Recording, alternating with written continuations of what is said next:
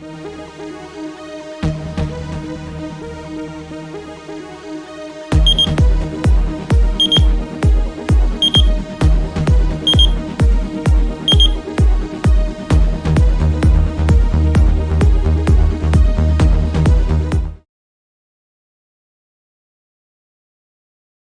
League, Paul Tagliabue.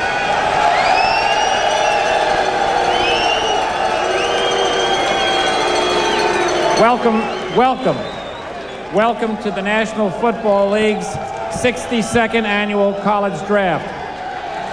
Through a trade with the New York Jets, the St. Louis Rams have the first pick in this draft.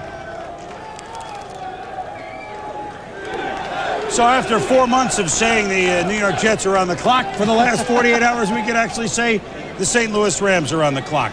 If you're wondering, and we anticipate that it will be, of course, Orlando Pace, in the 62-year history of the draft. Linemen that have gone number one. Ron Yeri, 68, Minnesota. By the way, I can't believe he's not in the Hall of Fame yet. Chuck Bednarik from Pennsylvania, picked by the Eagles in 49. He is in the Hall of Fame. And Kai Aldrich, 1939, Chicago Cardinals. I don't know. There are not many on that list. To pick a lineman right here, he ranks Orlando Pace ahead of your other elite five in this group of six, who will, in whatever order we see, Mel, be the first six names we'll have today. Well, these are the six players that are really definitely at the top of the draft board. These are the six that everybody tried to trade up to get. We had some premature trading with Oakland and Seattle. Oakland didn't get their man, Orlando Pace. St. Louis will. Sean Springs, a brilliant corner. Darrell Russell collapsed the pocket-type defensive tackle. Fulware, Baltimore considered trading. They may keep the pick. Westbrook won a par almost with Springs, very physical. And Walter Jones. In time, Walter Jones could be better than Orlando Pace, if you can believe that. We're already extrapolating, and here's the first big word of the day, that, you know, that this is where Pace will go. Let's look at the St. Louis Rams a little closer. Second-year quarterback, right. Tony Banks, athletic, so moves around, but he gets sacked, what, 59 times, fumbles, most ever. He needs blocking. He really does, Chris. And I think the important thing is that Tony Banks has got to feel comfortable with what's up front. I mean, look at last year's draft. St. Louis, they wind up taking Lawrence Phillips first. They wind up taking Eddie Kinnison second, and then Tony Banks third. You take a look at the Rams offense. Look at all the 28s, 27s, 29s. Fumbles lost 30th, sacks 30th, interceptions 27th. That's a product of the sacks coming over. Turnovers. Everything revolves around the fact that their quarterback was not productive. When you look at a non-productive quarterback, I think the first place you have to go and look is the offensive line. I think this is an excellent pick for St. Louis to continue to build the future of this franchise. They took a chance last year. At one point, they started 6 guys on offense who were rookies. That's a big risk that Rich Brooks took. Now he gets to see the fruits of his labor from someplace else, unfortunately, and Vermeil gets the benefit. Lawrence Phillips is, of course, that's another story with the St. Louis Rams, the pick made last year before Vermeil was there. When he got out of spending time off-season for a transgression, Dick Vermeil was the first guy to see him there. Dick Vermeil wants to embrace this kid, doesn't he? He really does. I think, of course, Mel and I had our difference of opinion regarding Lawrence Phillips. I'm not going to tee that up quite yet. I still think he's going to be okay, Mel. I don't care what you say. And I think Lawrence Phillips will have grown up. The problems now, I believe, are behind him. And Dick Vermeil has basically sat down with this young man and said, listen, I need you to step up and be the guy that everybody expects you to be. Tony Banks proved he could get the job done. Eddie Kinnison proved he could get the job done. The only guy left in the 3 that were taken last year is Lawrence Phillips. And I really believe that Coach Vermeil and the veterans on that staff, Jerry Rome is the coordinator, does a great job with young people. I think they can bring them along and bring this kid to the level they need to. They've got all the pieces on the offensive side of the ball to get things done that they want to be productive. Well, if they draft Orlando Pace, then comes the problem. Now we got to sign him. And this could be difficult. That's something that, you know, he did not make the trade with him already signed. Let's go out to St. Louis with our Mark Malone. And Mark, good morning, out there still. And I've got to wonder what the Rams are feeling. Do they think they're going to get into a big battle in the trenches over signing Orlando Pace? Well, I've had some long discussions, Chris, with both Dick Vermeil and John Shaw, the general manager here, about that very subject. They don't think it's going to be too bad. They think the best thing that happened was they followed, or that Orlando Pace followed Keyshawn Johnson, a skill player, #1 pick. They know what the cap number is going to be probably by Monday for the #1 overall pick, and they'll go ahead and start negotiations. there's been a lot of concern because Kevin Poston, who represents Orlando Pace, also represented Tshimanga Biakabatuka last year, the last player signed in the NFL. Dick Vermeil said, listen, we want to get this thing done. We're going to be fair about it. But the other thing about this whole thing, Chris, is the fact that they're talking about investment in this franchise for the long run. If this kid is 3 weeks late getting in here because of a contract situation, then that's okay. They understand that this guy is going to be a great player for a very, very long time. They're going to try to be fair with him. And again, I think under this new system, there's going to be a cap number for this player. And the fact that he's following Keyshawn Johnson, I think, makes it a very attractive situation for Orlando Pace. I know Vermeil has been in discussions with Orlando. They've talked several times since they've made the trade from 6 to 1, and he feels very comfortable about it. He says, all I've got to do is coach him. This franchise, Chris, has got to sign him. Well, we didn't think that moving up to the number 1 slot mark, and of course, why not? It's your dime, if you will. It's your 15 minutes of fame, and that's what you get in every pick in the first round. If this is the first year that you're watching the draft, second round is 10 minutes, third and et cetera rounds are 5 minutes each. But perhaps, and I heard this morning that maybe Detroit was at least inquiring to go up all the way to number 1. Perhaps, Mark, the Rams could be getting other calls at this moment, even though they went all the way up to number 1 with a plan in mind. Would they entertain getting out of there at this point? Well, I'll tell you what, I talked to Dick Vermeil, and we spent some time last night and talked about this very subject. As of late last night, he had not had a phone call from anybody, no inquiries. Now, it could very well be. There had been rumors that Detroit was looking to move up and take a couple of picks there. So it's possible. I don't think so. Dick said that it would have to knock his socks off if he was going to trade this pick. He actually wanted to go for 2 quality defensive football players in this draft, and he thought by having the number 1 pick overall, that would give him the ability to do that. But he said he felt comfortable with taking Orlando Pace because in his mind, he was the most dominating player in this draft. There was actually no question about that. Chris? Well, I don't know that anyone has knocked his socks off. They hope that Pace can knock the socks off of those that he blocks. The pick is in.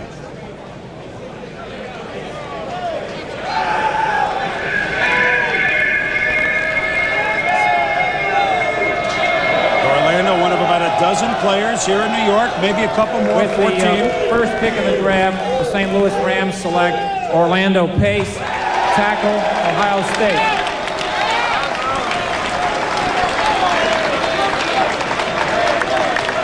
Six and a half, 335. You saw his athletic ability. And as we watch the congratulations for a young man that you had a feeling number 1 pick was a possibility even after a year ago in 95. Just a little thought. I mean, he's a wonderful kid. The Oakland Raiders are now on the clock, selecting the second pick. How many years could he excel in the league? You look at him as a 10, 12-year player, Mel. Well, you have to, Chris. You're taking him number 1 overall in the draft. They had that major need at the left tackle position. They needed help. They went out and only gave up a 3, a 4, and a 7 to get the best player in this draft. Started 38 straight games at Ohio State, never missed a practice. Great football player. And as I said before, the one thing in this draft, Oakland and Seattle traded up very early in the process 2 weeks ago. Oakland wanted Orlando Pace. It did not work out. So you have to believe that Al Davis and the Raiders are not happy to see St. Louis deal up to the Jets' number 1 pick and take Orlando Pace.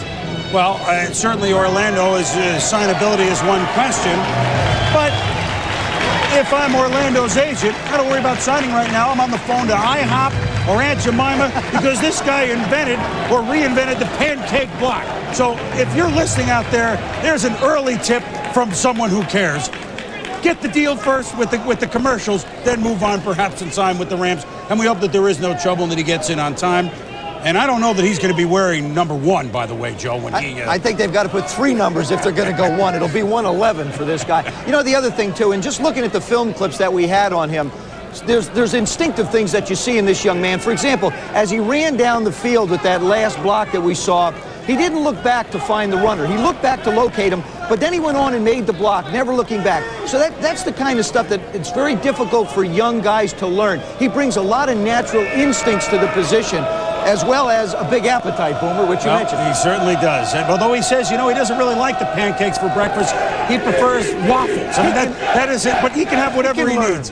Well, next on the clock are the Oakland Raiders.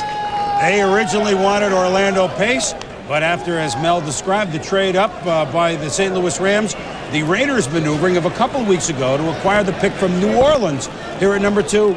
Now they have already just the second pick of the draft, decisions, decisions, decisions. And phone calls, certainly, coming from a couple of teams. Let's go to Miami with Chris Mortensen. And Mort, the Raiders have gotten some calls, obviously, from Detroit. That's one. What else is going on, and who will be calling them in the next 12 minutes? Well, I think the Lions are probably having a final discussion with the Raiders about moving up from the 5 spot. Last night, they were willing to offer a third-round pick. I spoke to Bobby Ross, the Lions' new head coach, a little while ago. He's quite comfortable with staying at 5, so he's not going to overpay to go to 2. They would take Darrell Russell, the USC defensive tackle, if they moved into the Raiders' spot. And if the Raiders can't trade, they apparently are going to take Darrell Russell. And some people will say they got Chester McLaughlin, they got Russell Maryland. Well, they would play Darrell Russell possibly at defensive end. And, of course, the Seattle Seahawks holding their breath that they don't take Sean Springs, Chris. Well, could there be a possibility with the Jets involved here going up, or are they going to swiftly move down? I don't think so. I think that scenario is too complex, and I really believe this. If the Raiders move, it'll be with the Lions.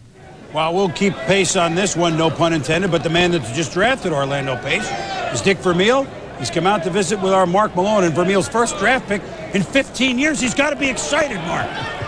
Well, I'm sure he's extremely excited. He has been away from the game for a long time. I think a lot of people wondered, Coach, whether or not you could pull this deal off. You did. And you told me you'd make this pick very early, but then you were on the clock for a while. Were there any phone calls, anybody at all interested in this pick? No, nobody really called. And we had made up our mind really this morning when we came in here after visiting with you last night and that kind of stuff, that really Orlando is the guy. Orlando is going to set the pace here in St. Louis.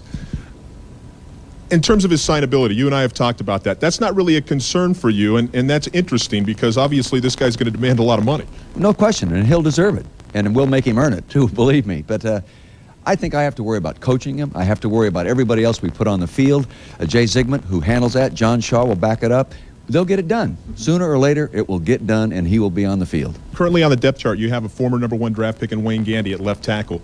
Is Orlando Pace your starting left tackle as of today? Chances are he will be when we get him on the field, and we'll move Wayne over to the other side and compete at that right tackle spot, and maybe Wiegert inside at a guard.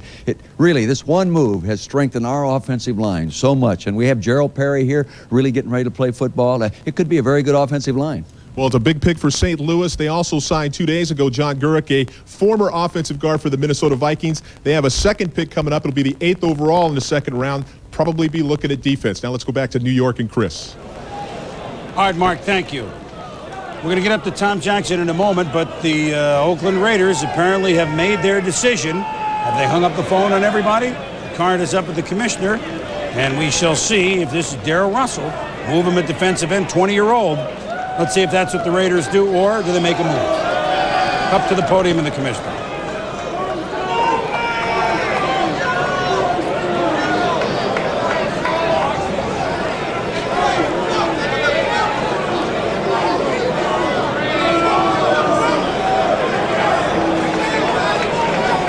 With the second pick in the draft, the Oakland Raiders select Darrell Russell, defensive tackle, Southern California.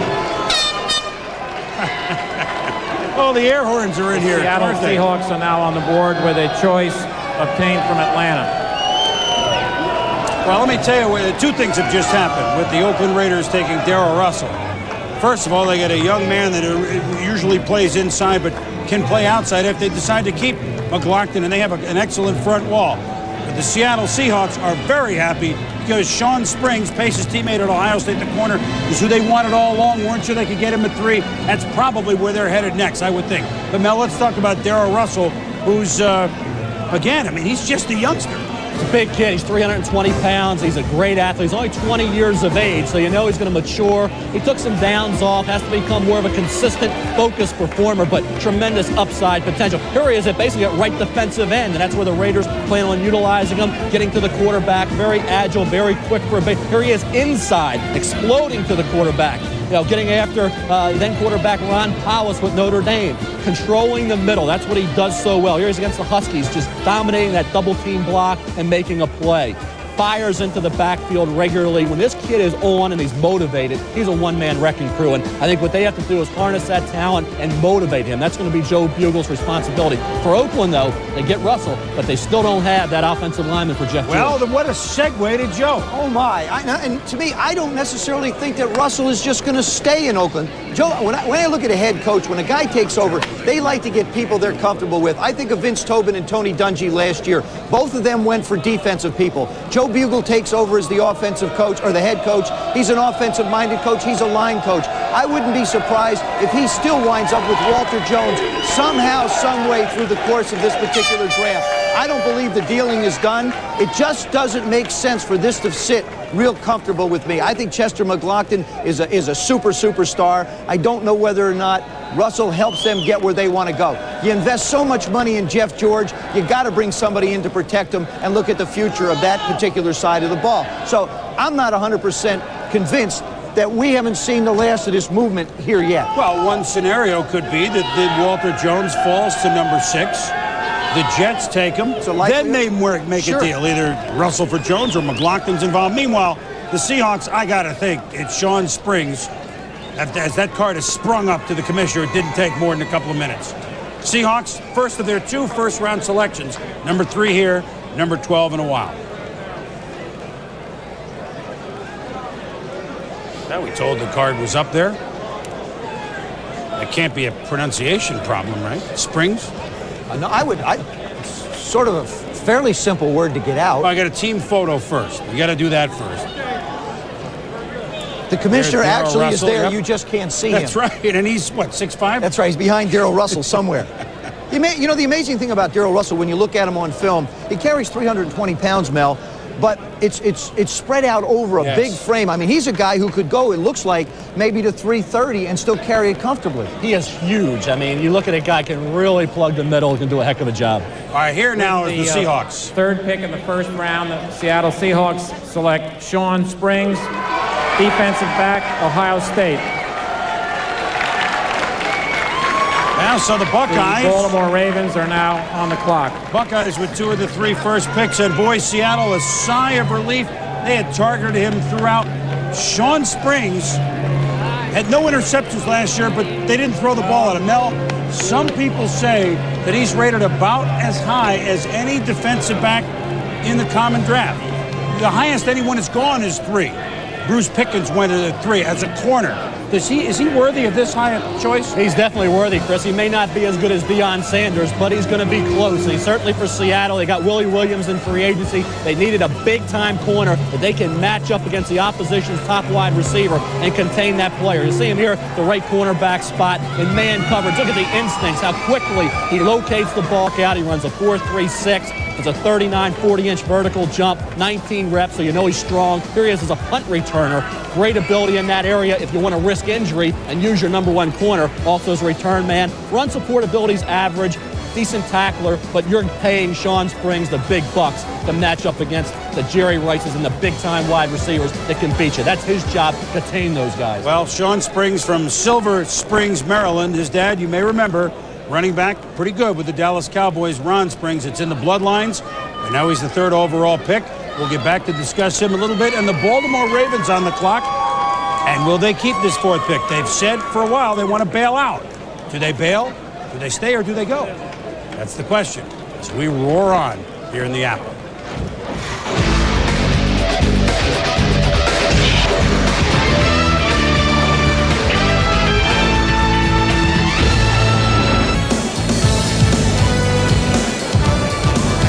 Back in New York, and look at this new and improved, almost like the Hall of Fame wall there, and maybe one day Orlando Pace will be on the wall in the Hall of Fame. You can only hope, but certainly quite a ball club that we saw assembled behind us with the commissioner. I'd like a chance to coach that team. Well, card is in already. Do the Ravens keep the pick, or do they make a swing trade? They've said they dump out. This doesn't seem to indicate that they might. Let's go to the commissioner. It's the Peter Boulware spot. With the 4th choice in the first round, the Baltimore Ravens select Peter Boulware, defensive end, Florida State. Well, so much Detroit for Lions saying are now on the clock. Saying for weeks that they would dump out because of the cap. They had some offers, the Giants being one of them, Mel. Maybe he just looked too good at the end, right? They certainly need defense after squandering all those halftime leads last Well, year. the offers weren't good enough. All they got was a 3 from the Giants, a 3 from other clubs. They didn't get that second-round pick and an offer that they wanted. Peter Boulware is just what they said they needed all year. A difference maker that can make everybody around him better. Great edge pass rusher. You see him here coming off the corner, a right defensive end. Back artist, doing a good job off the edge. Blindside pressure. He's a special performer. He's going to come in ready to work. He's been a productive player game in and game out. Very strong, good functional strength at about 22, 23 reps, so that's not a concern. You see his athletic ability here against Florida, blocking a punt. This is a kid that can play some linebacker. Marvin Lewis, the defensive coordinator, worked out Peter Boulware, came to the conclusion he could be an outside linebacker. So don't count that out. You have McCrary to be the right end, you have Burnett on the other side. Maybe initially they try Boulware at outside linebacker to plug a hole and see what happens. Well, he's a smart player. Let's get that out there. His dad, a doctor in Columbia, South Carolina, where he is from. Sterling is quick to point out from the crib. But cap problems. Where's Baltimore? They're the closest team to being over the cap. Look at they're playing some of their players. Now, remember, these are guys not on the team anymore, but they still owe under the cap. Bad Moon Rising, a cool $3 million to Pepper Johnson. Of course, Eric Turner is still there. Leroy Horde, who's long gone. Tony Jones, now a Bronco. I mean, this is... They said they couldn't afford it. What are they going to have to do, Mel? Well, what they're going to have to do is try to battle with Peter Boulware and his agent to get him into camp on time. Yeah, Jonathan Ogden got a heck of a deal last year with voidable years in that contract, and he's going to want a similar contract. There's no question about that. When you look at Jonathan Ogden's deal, that's what the agent for Peter Boulware is going to want. So it's going to be really tough for David Modell, Ozzie Newsome, Art Modell to get him into camp on time, because that's a key. As an outside, if he is an outside linebacker in this 4-3 defense, he's going to have a lot to learn. Playing in reverse, coverage responsibilities, a new position. So I think it's imperative, if that's the case, to get him into camp as quickly as possible. Well, very quickly, the Detroit Lions are up there, and it's got to be the corner, Bryant Westbrook, or Walter Jones, the tackle. These are the two next guys. Which ones do the Lions select?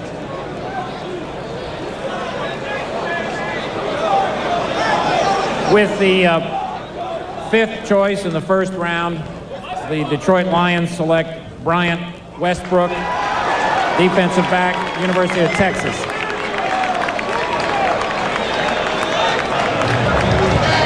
Well, The New York Jets are now on the clock. oh boy.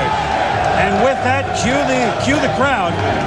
The Detroit Lions, I mean, in a division with the Super Bowl champion Packers and the great receivers at Minnesota, when they had to go, and he's a big corner, a smart pick for Detroit and Bobby Ross. It really is. The first 5 picks have gone basically the way everybody wanted them to go.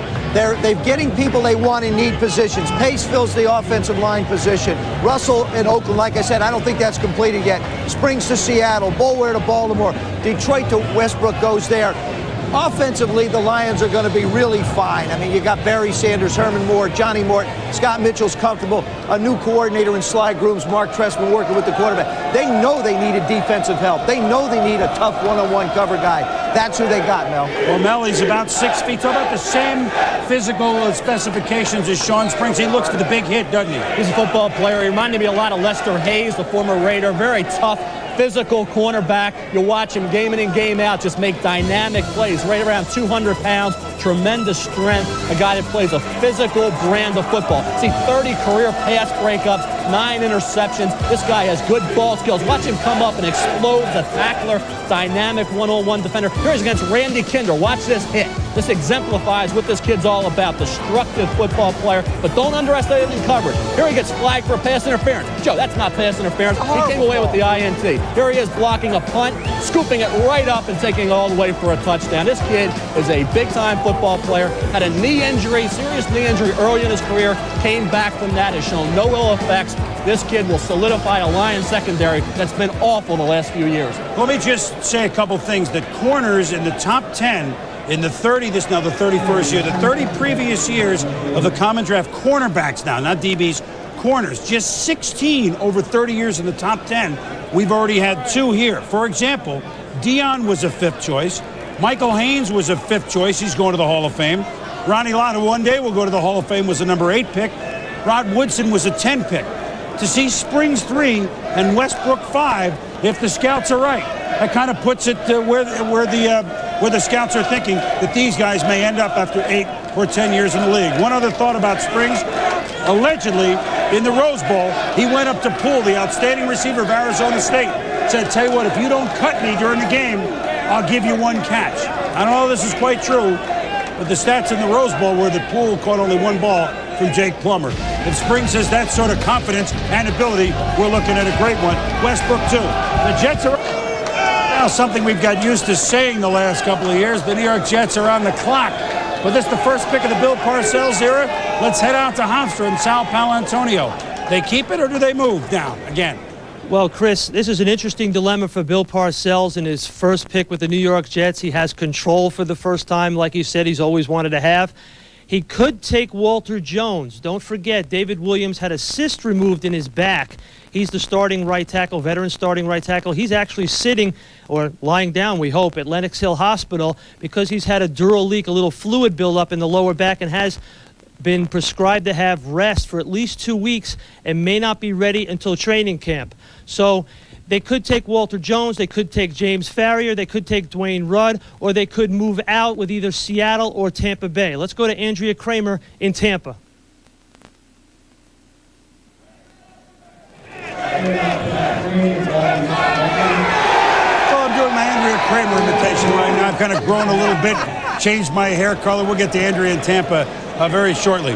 Walter Jones is, Mel, we had 6 players. Whoever picks here, Jets or whatever, that is, if it's best available athlete, no question, right? I think Walter Jones is a special football player. In the JUCO ranks in 2 seasons, he only allowed just 1 sack. Then he goes to Florida State, sits out a year, and then this past season allowed just 1 sack, is flagged for just 1 penalty. This kid's a good football player, 295 pounds, Joe. He runs 4.72. He's got to be one of the fastest offensive tackles of all time. And as you mentioned before, Mel, what it looks like is this, everybody's talking about this kid. Orlando Pace is a guy right now you can plug right in. But down the road, they think Walter Jones has the athletic ability to be equal to an Orlando Pace. So it's a very good pick. This also is the end of Mel's top 6. After this, almost anything goes almost anywhere. So this is the guaranteed guy. You know, Walter Jones reminds me a little bit of Darrell Russell in that, I mean, he's a 300-pounder, but, I mean, he holds it. He doesn't look 300 pounds. He runs as well as tight ends. Well, here's the 6th pick with the Jets. They've already moved from 1 to 6. Do they move from 6 further down to get more picks? The trade card is in, so that answer would be yes. Here are the details with the commissioner. With the 6th selection in the first round, the New York Jets have traded with Tampa Bay. Tampa Bay is now on the clock.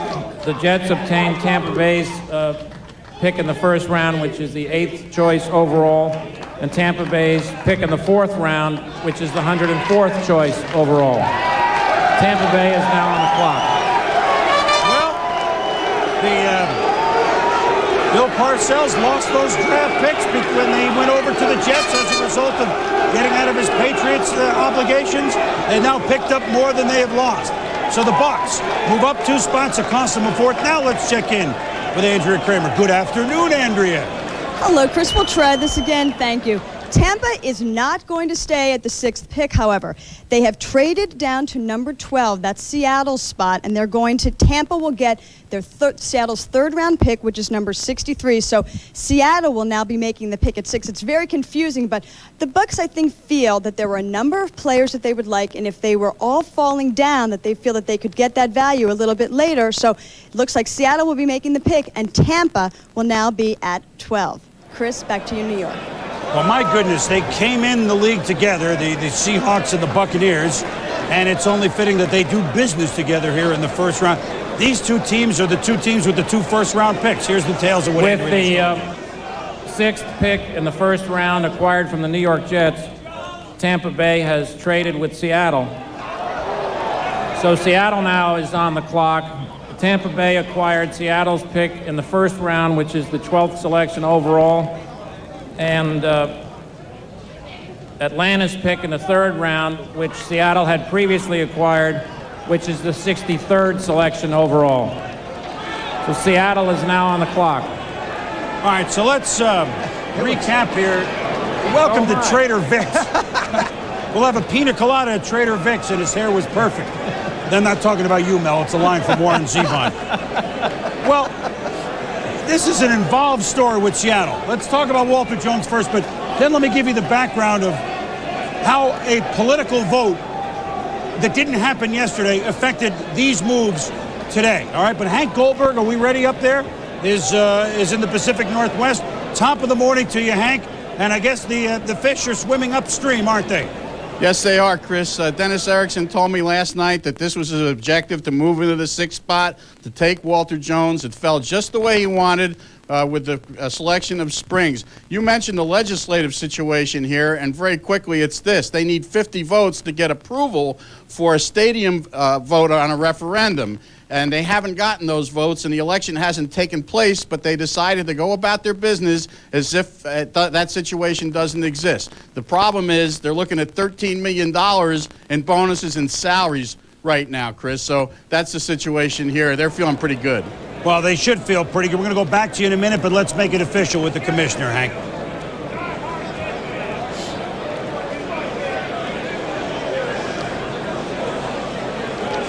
With the 6th pick in the first round, the Seattle Seahawks select Walter Jones, offensive tackle from Florida State.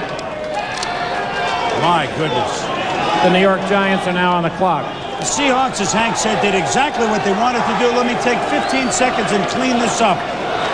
If the House does not vote yes to put on the ballot in June to the people of the state of Washington or King County the opportunity to fund a new football stadium, and if that goes on the ballot and it's not funded, Paul Allen on July 1st will either exercise or not exercise his option to buy the team. He has a few shekels. He's already spent some for the Chad Browns, etc. He said if they don't approve the stadium, he's not buying the team. The future of the Seahawks up there is in question pending these moves in the legislature. However, as Hank said, business as usual until they get a no. And you got to like Paul Allen, full steam ahead until somebody stops me. Hey, the Seahawks have to be thrilled with what they've gotten. Well, the Seahawks gambled when they traded up. They got Springs, now they get Walter Jones. 2 players in that Elite 6. This is an amazing draft for Dennis Erickson to get 2 of these top 6 players. You see him here at right tackle with the feet and the balance. This is a dominator who's going to get better once his technique improves. Remember, he only played 1 year. Watch him against James Bates. Helmet to helmet, Joe. Watch him. There you go. Now that's domination. You watch him time and time again sustain a block. He never quits. He's a high-intensity player. Doesn't take any downs off or plays off. He was responsible for a lot of work done success this past season. Really engulfs a defender. Big man, 295 to 300 pounds. Ran that 4.72 during an individual workout, which was unbelievable. Well, and he goes right along with Pete Kendall last year. I mean, what Dennis Erickson's starting to do right now is he's starting to put together this very young football team. And he's got veterans backing up. You got John Freese as your quarterback. You got Warren Moon as a backup. Last year you go get Pete Kendall. Now you get Walter Jones. Personally, I'll tell you what, I think Seattle right now is the odds-on favorite to compete for the AFC Championship. I'll put that out there right now, right out front. The AFC or the AFC West? The AFC Championship. I'm let me write about this the down. whole enchilada. 12:43. Yep. Write it down. On draft day. On draft First day. round. I think they're putting together the ball club. Why not? The defensive moves have been upgrading it with speed. Offensively, they're winding up with a football team that with Joey Galloway, Chris Warren, young Kendall, young Jones, a backup in Warren Moon, you got all the things you need in place to be competitive on both sides of the ball. So the Seahawks take 2 of the first top 6. Guess who's on the clock? G-Men! The Giants have their turn. We'll be back. Has happened. Now, the Giants 7, Jets now 8. Still allows us for the 4th time ever in the common draft at 67 that the 2 New York teams have gone back-to-back. 77, Marvin Powell, Gary Jeter, good picks. 81, outstanding picks with LT and Freeman McNeil. 92, tight ends, Derek Brown and Joni Mitchell. They paid paradise and they put up a parking lot with those picks. All right, now, the Giants. This is 7 through maybe 25 in value. They're not thrilled with this spot. We may have a name that's unusual. Help us out, Chris Mortensen. You got an insight on the Giants' moves? Well, you know, they were going up to 4 to take Peter Bower, the Florida State defensive end. Some people would say, why? They had Cedric Jones last year, Michael Strahan. They would have put Bower up on the weak side, let him play in space and rush the passer. James Ferrier might be an attraction here, but you know what? Jim Fossil needs some weapons. That's why people have been talking about Colorado wide receiver Ray Caruth, Florida wide receiver Rido Anthony, and don't rule out the Cal tight end Tony Gonzalez here either, Chris. Let's go to Sal Palantonio with the Jets. Thanks, Mort. It looks like Bill Parcells may be done dealing finally. We just talked to the people in the draft room. They say that they'll probably stay at number 8. They'll probably focus on defense. They like linebackers Dwayne Rudd and James Farrier, and that's probably the way they'll go. But you never know. He's trying to accumulate as many picks as possible to get this 1-15 Jets team back on track. Now let's go back to Chris Berman in New York. All right, Sal, and while they do that, get rid of some of their higher-priced veterans and give them room under the cap in future years. Well, you know, once a football player, always a football player. Tom Jackson and Sterling Sharp were Pro Bowlers, 2 of the best. And although they have retired from the game, they said, look, if we're coming to New York for the draft, let's play some football. So let's go up to the dapperly dressed duo. And now what are we doing here? Looks like more like a wrestling ring with pylons. Peter Bower, you going to talk about him? Yeah. Well, Hi, guys. When you begin to assess Peter Boulware, and Chris, if the field was this big, I could have played a lot longer. When you begin to assess Peter Boulware, you first come to the unique combination of speed and power. He's a guy who only weighs 260 pounds, but he plays a lot bigger than that. When you look at this guy come off the corner, he's able to shorten the corner. He doesn't run himself out of the play. He's able to fall back. He doesn't get so far upfield that he can't come back. But look at the right shoulder. He dips. He makes a nice play.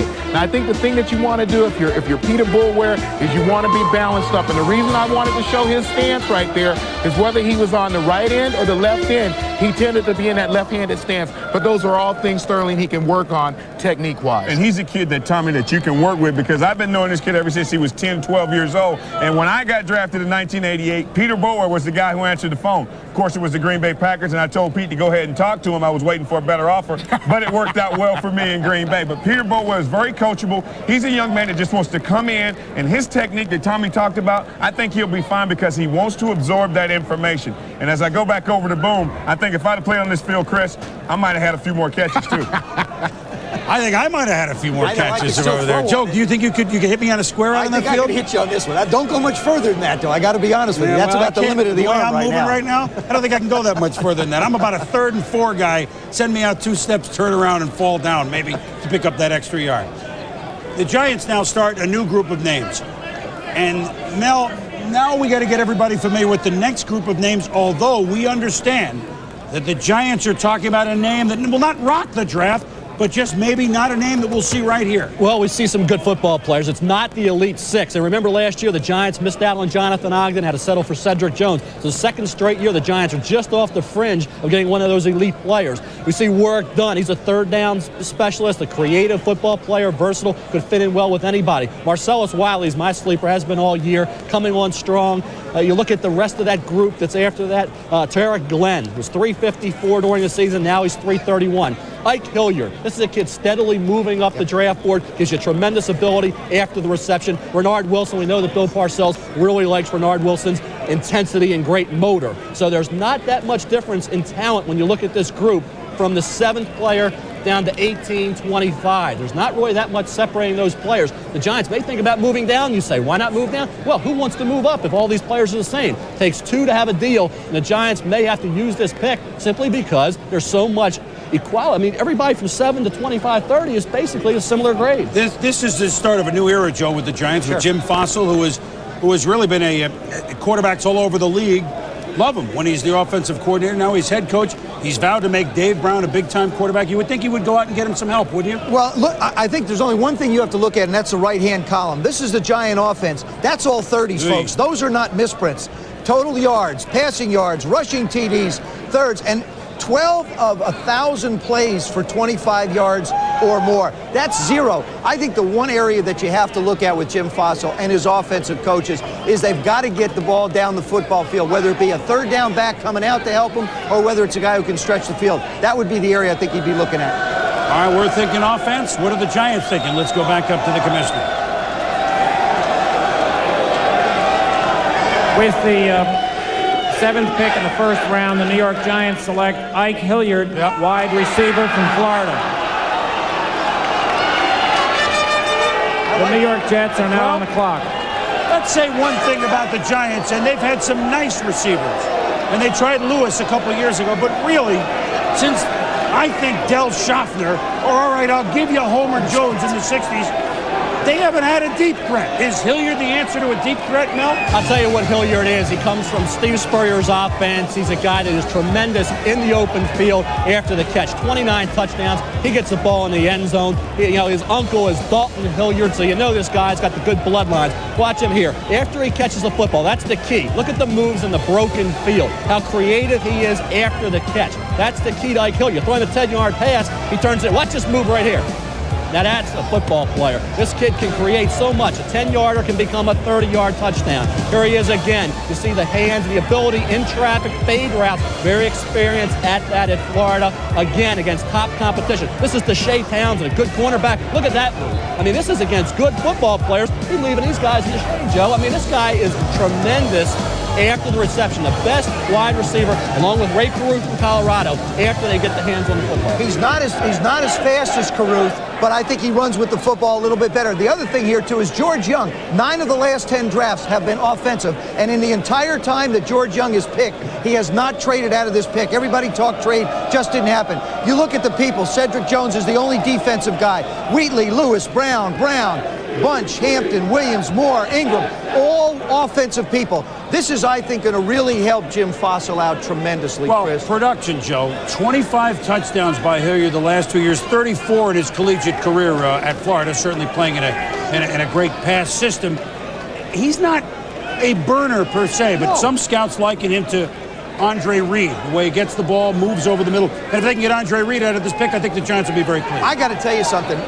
When you play in Giant Stadium, I think Giant Stadium is the toughest stadium in the National Football League to throw in. I think a lot of Dave Brown's problems had to do with the scheme that he was in and the weather that he plays in and the conditions. This kid here may not run down the field real fast, but he has the ability to make catches and make things happen. I think Dave Brown's going to be a much improved quarterback with his abilities this year, with his numbers, and Ike Hilliard is the kind of guy who can be a go-to receiver for the Giants. I think the Giant fans are finally going to have something to cheer about after 25 yards in a long time. Well, it is the first time in a while. We certainly, our college crew, headed by Chris Fowler and company, have certainly enjoyed watching the Florida offense through the years. Let's go up to our Bristol, Connecticut studios with Chris and Jaws and the pick for the Giants and Jim Fossil on offense. Production, certainly not a question, guys. Well, you mentioned Homer Jones, Boomer, the last all-pro wide receiver for the Giants 29 years ago.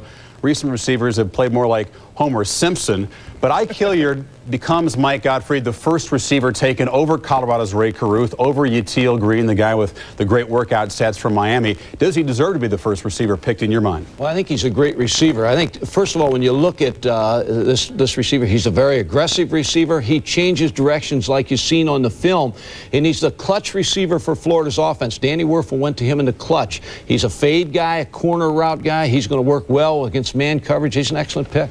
He is the first #1 pick on offense under Steve Spurrier at Florida. Emmitt Smith, the last Gator to be taken in the first round on offense. Amazingly, those 4 SEC titles, and Hilliard becomes the first #1 pick out of that. How does he fit into the Giants offense? Obviously, he gives them the impact player they wanted. Chris, it's a great fit for the New York Giant offense, particularly under Jim Fossil. He's a guy that loves the timing and rhythm passing game. And a guy like Hilliard can stretch the defense, get the free safety out of center field, and create the vacancies underneath. And that's the real key. Howard Cross can now catch the ball underneath, Callaway underneath. I mean, Thomas Lewis, they've got the guys. I mean, it's a great pick for the Giants. Now the Jets up, 6 juniors in the top 7 picks. What will the team from New York Jets do? Chris?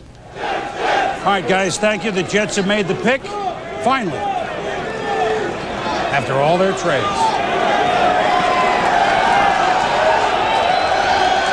I think this is the Jet home game. 8th pick in the first round, the New York Jets select James Farrior, linebacker, University of Virginia.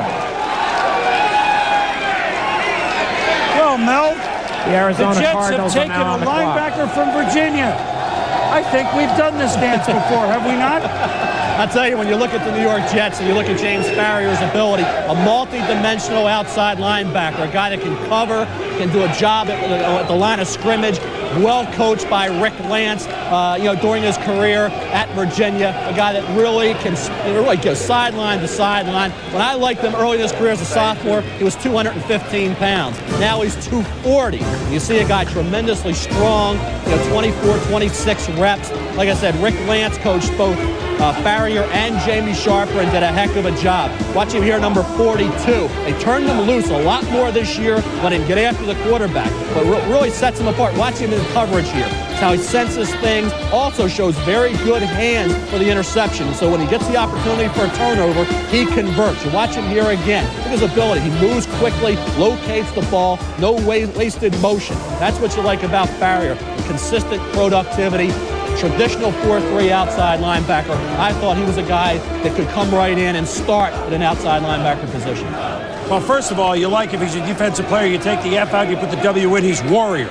So that's the first thing you like about him. Second, can we bury the misunderstanding here? Jeff Lageman was the guy I was talking about, who you liked as a player. Can we bury it? Mike Hickey, who called me the other day, and Mike, I owe you a call. You liked him as a ball player, and you like Farrier as a player. I like what the Jets did. Right? They created an opportunity. Yes. They didn't take James Farrier where they were picking. They moved down twice and still got James Farrier. That's the difference. The Jets took Lageman where they were slotted. The Jets and Bill Parcells moved down twice. Now they have extra choices that they can turn in to good football players, especially for a Jet team that needs to solidify so many positions. Let me tell you something quickly as we go to Sal Paolantonio. I think the team on the clock next, Arizona, was looking at Farrier. Now they're scrambling in their war room right now. That's changed their philosophy. Bill Parcells, Sal's got to feel pretty good. Couple of moves, still get a heck of a performer on defense. Right, and he got an extra fourth-round pick out of it. But the linebacker, Boomer, was really not a need area in defense for a defense that was ranked 30th in the league in touchdowns allowed last year. They did sign Pepper Johnson, a former Giant that was with Parcells in New York during those Super Bowl years, to play middle linebacker. They have Mo Lewis on the strong side, and Marvin Jones was moved to the weak side. We've heard from a number of teams that the Jets are trying to trade Marvin Jones. Now let's go back to New York. Well, the last 2 seasons, Sal, Farrier is registered, doing some quick addition here, over 250 tackles. Here's what the Jets have done thus far, starting with their move a couple days ago with the Rams. As you look at Farrier and the commissioner, it is a Jet home game here. The Jet fans have outnumbered the Giant fans, by the way, for scoring at home. The Rams got, here's what the Jets got in the Pace deal, as it turned out. They swapped the ones, they pick up a 3, a 4, and a 7, which they traded to Philadelphia to get Dixon.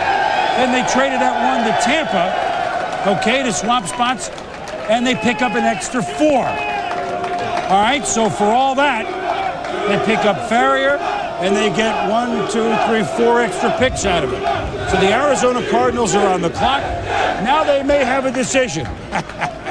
Who's going to wash his face at the end of the day? We'll be back.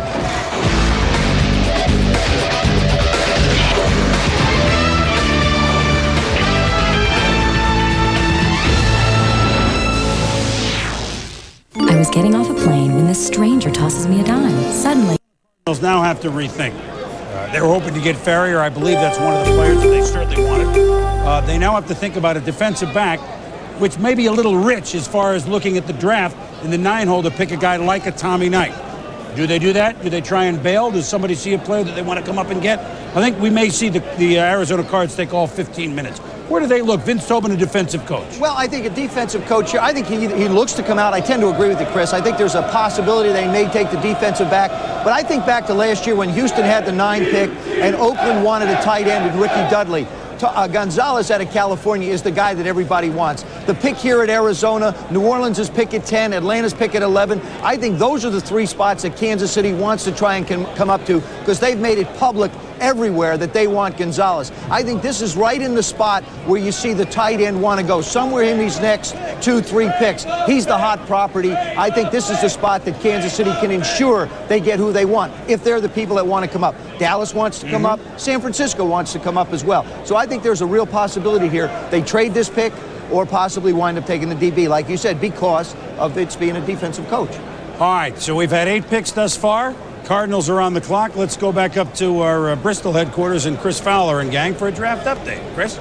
Well, thank you, Chris. It is recap time, and if you're just joining us, where have you been? You've missed 8 picks already in a very briskly paced first round. Also missed 2 trades involving pick number 6, and the news is that Seattle has made the trade and gotten 2 of the top 6 players in the draft, Sean Springs and Walter Jones, the offensive tackle out of Florida State. Here's Seahawks head coach Dennis Erickson speaking with Hank Goldberg about the Seahawks' 2 picks so far. Well, with the first pick, obviously, Sean Springs was a guy that we wanted because of the need at that position, and we were able to get him, which enabled us now to do something with that 12th pick. Had we not gotten Sean, we would have had to get a corner with that 12th pick and done some things to move up to get that done because of that need. And Ron Jaworski joins me. Sean Springs, defensive back number 2 taken in this draft, was Bryant Westbrook. We had to wait till pick number 11 last year to get defensive back. And Ohio State just keeps producing great players. In the last 3 years now, 8 picks in the first round. How does Springs fit in? He's a guy who's confident, Jaws. He will tell an opposing wide receiver, you out your league. Well, now he's in a new league. He's a guy that could play the man-to-man coverage. Now you put him back there on the corner with Willie Williams, you really freed up the defense. And when you go and you look at what a team can do by doing a lot of different things with the linebackers and with the safeties, and you see it right here on the corner, say you got a Willie Williams and a Sean Springs that can play good man-to-man coverage, it frees these safeties up to get involved with the running game, get involved with the blitzing game. These guys are key. Now when you got Sinclair and Adams and guys, Cortez Kennedy up front, you now have 11 guys that can attack the quarterback. And when you can attack the quarterback, it's easy to play in the secondary. That's what Dennis Erickson wants to do. That's what Ohio State was able to do. Springs such a good coverage guy. They just left him out here one-on-one. The linebackers and the safeties, as you pointed out, got very involved in the pass rush. All right, pick number 9 up next. Back to Chris Berman in New York. All right, guys, thank you. Well, we've talked to Tom Jackson here in New York that if the field was this size, you could have played more. But what happened if you would have to go up against Orlando Pace on a field this size, Tom? There's nowhere to run, there's nowhere to hide.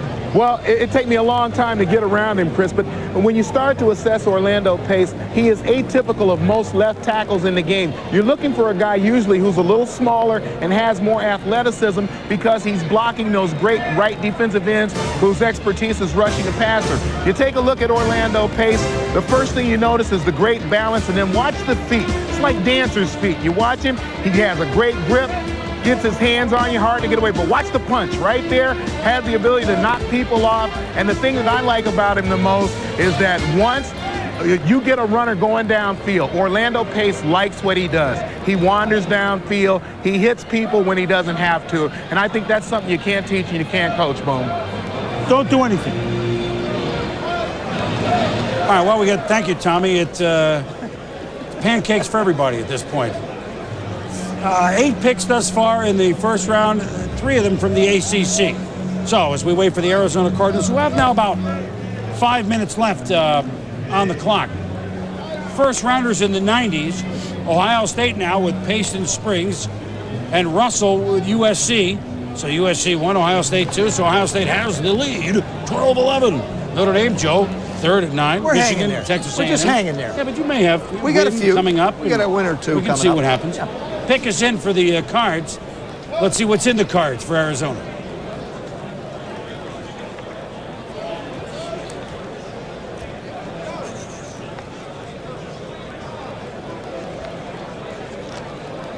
Look at this.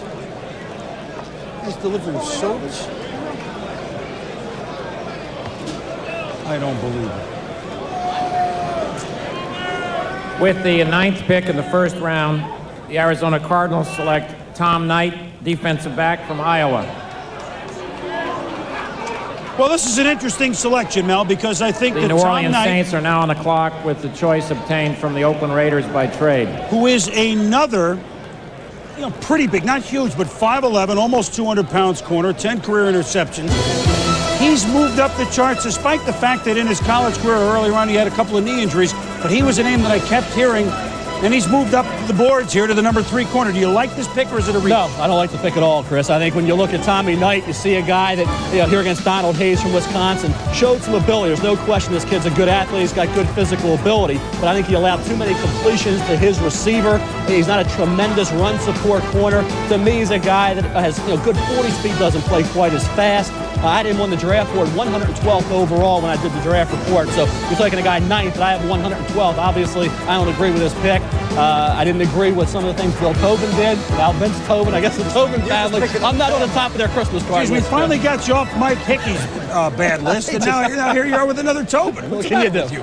It just falls that way. Well, I mean, but a lot of teams were talking about him moving up as the number 3 corner. You don't see it. No, He's I didn't see it. fluid, good technique.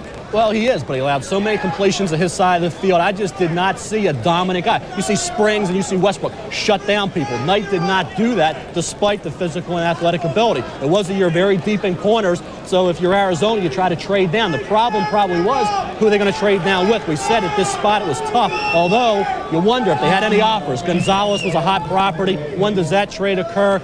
I'm not taking, I mean, how can I, who had a guy 112th in the draft report, applaud this draft choice? Well, you know, the Tobin family in general doesn't think much of your evaluation, so I mean, that goes over. I don't have a problem with it, to be perfectly honest with you. I think you need somebody opposite Aeneas Williams, and you said it yourself. But you need a good football player. But you also said in the top 6, you had Westbrook, you had Springs, and then we look at the other possible 10 corners that'll be taken in the first or second round. That means that there's 8 left. Is he so much worse than somebody else on the board? I mean, are there better ones? Who would be your next corner? I mean, you're talking about a lot of players bunched together. You have Booker, you have Harrington that will play corner, you have Sam Madison, you have Ty Howard. What I'm saying is you can get a good corner in the early second round. They could have solidified another area. I know Arizona has a major need at corner, Joe, but wait until the second round because of that great depth. Take advantage of the great depth at corner. Get a cornerback then. Use this pick to solidify another area of concern. But I think the problem we run into there, Mel, is because at least 10 teams in this draft are looking for corners. If you wait to the second round, somebody of a quality you might want is not going to be there. Sure, you got 25 corners would make it great. I mean, you have a lot of depth. But You're not going to lose play. all the corners in the early second round, Joe. Well, the Arizona Cardinals, it's good that we disagree. Is it great taste or is it? No, never mind. So Arizona begins their day with a Knight. Tom Knight is their pick. Next up on the clock, the New Orleans Saints, which has been a hot spot for that rumored Kansas City to come up to Gonzalez trade. Let's go quickly back to Jets headquarters in Sao Paulo, Antonio. Thanks, Boomer. We're here with Bill Parcells, head coach of the New York Jets. You were sitting at 6. You decided to pass on a player like Walter Jones. You moved down to 8. You got James Farrior. What do you like about Farrior? Well, we like him very much. We probably would have taken him at 6 if we'd kept the pick, but we had an opportunity to move. Obviously, we had discussions with Seattle. We had the chance to go to 12. Tampa Bay called late, and to ensure that we felt like we had 3 guys that we liked a lot, and Farrior was among them. And when we got a chance to go to 8, we thought it was a good move. We picked up an extra pick, so, you know, we need volume. I've been saying that all along. Now at least we've got a little bit. Where do you put Farrior in the lineup right now, Bill? I don't have any specific idea other than we're trying to collect good players, Sal, and I think this guy's a good player. He's a good class kid. He's smart, and he's aggressive, and he's from a good program, and we're just trying to collect those kind of guys, and then we let them fight it out in camp. Does this mean the end of Marvin Jones's career here? I know a number of teams would like to take him off your hands. Well, I don't know anything about that. You know, as I said, we're trying to collect a number of good players. Wherever you draft a player these days, they always run to the incumbent and say, you know, what's this mean for him? Well, obviously, you're investing in a good player. You hope he comes in and plays, but he's got to earn his job just like anybody else. You got the 31st pick in the draft quickly. What area would you like to go there? Well, I don't know. You're going to have to see what's left. We still have some defensive thoughts, though. We're concentrating early, but at least we have a little volume now, and we can go as we see. Thanks a lot, Coach. There you are. Not letting me throw it back to Boomer. All right, go ahead. Back to you, Boomer. Well, he's a happy guy, and as Bill Parcells said, he has volume now with the New York Jets. Jets. Well, we're up to pick number 10, the New Orleans Saints, some of the Hall of Fame wall here at the Theater.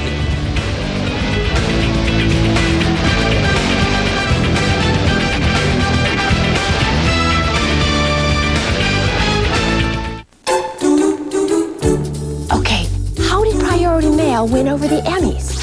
Well, we delivered over 75,000 videotapes of the TV shows entered for Emmys to the voting Academy members. On a tight timetable, on a tight budget. And the winner is Priority Mail. So we came here for the Emmys. How about you? What's your priority? Priority Mail from the U.S. Postal Service. Now that I'm teaching in the business, we're getting really close. Even though my job takes me on the road a lot. But that's no problem. I have them call me 1-800-COLLECT. It's inexpensive, so we can talk as often as we want. Without screwing up the bottom line. Yeah, calling with 1-800-COLLECT has really helped us get to know each other. Yeah, we talk about business and sports and women. By the way, how is Shelley? That's Charlene, Dad. Charlene. 1-800-COLLECT. They love to hear from you.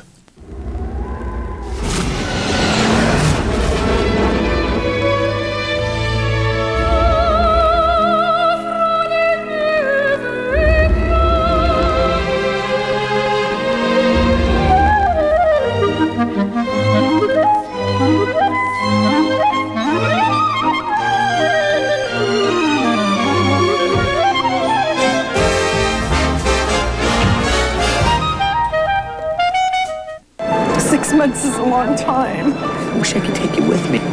Yeah, me too. Oh.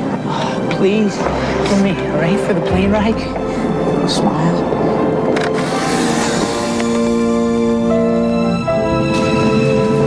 You love her? Oui? Well, it's my sister. She's sick. Oh. Very sick. Polaroid. See what develops. We are back in New York at the theater, and one of the things that we do here in the 90s, some of us have yet to get on the information highway. I'm still at the stop sign of the entrance ramp, but at any rate, I'm sitting with you. Did Bill Parcells get enough compensation for the #1 pick? And if you dialed ESPNnet.sportzone.com, 69% said yes, he did. 31% no, he did not. And of 100% of the votes, Bill probably couldn't care. The New Orleans Saints, the first pick in the reincarnation of Mike Ditka, now on the clock. About 7 minutes to go if the Saints indeed keep their selection here. Remember, yesterday the Saints did acquire Heath Schuler, quarterback, Washington. So that might be something that they might have looked at beforehand. They're not anymore. Let's go down to Linda Cohn, who is down on the bayou. Linda, welcome. Chris, yeah, Mike Ditka told me acquiring Heath Schuler yesterday was their biggest need, but they have a lot to be happy about right now, and I'll tell you why. Coach Ditka told me yesterday that there could be 2 players, if still on the board at number 10, that would keep Mike and company from trading down. And from my conversations, I believe one of those players is wide receiver from Miami, Yatil Green. Mike Ditka likes Green. He brought him into the New Orleans facility. He not only was impressed with obviously what the kid can do on the field, and we all know about his breakaway speed, and you know how bad the Saints need a big playmaker. He liked the fact that he had a good knowledge of the X's and O's. But I also talked with Bill Kaharick this morning, and he told me, the GM of the Saints, that they're not ruling out any deal to trade down. They're looking to get proper value for the picks that are still up there at 10. And let's face it, this team was 3-13 a year ago, ranked 29th in offense a year ago. Offense has many, many needs, so they do want to stockpile picks. And don't forget, Dwayne Rudd is still out there, and that's a possibility. Now back to you, Chris, in New York. All right, Linda, we'll see what Mike Ditka does with his new roost, if you will, in New Orleans. Here is the Heath Schuler trade, in case you missed it, didn't get the paper today. Schuler out in the quarterback game in Washington with Farrat, the winner of that battle for North Turner. So the Skins for Heath Schuler get a 5th-round pick this year and then a pick next year. And Joe, do you think Heath Schuler can be a good NFL quarterback still? I absolutely do. And I think the big key here is it's 13 starts. And he was 4-9. Part of that has to do with his rookie years. 13 TDs, 19 interceptions. He's only played 19 games. I think the biggest problem for Heath Schuler was plain and simple. He couldn't keep himself healthy. He winds up with a shoulder problem. He winds up with a finger problem.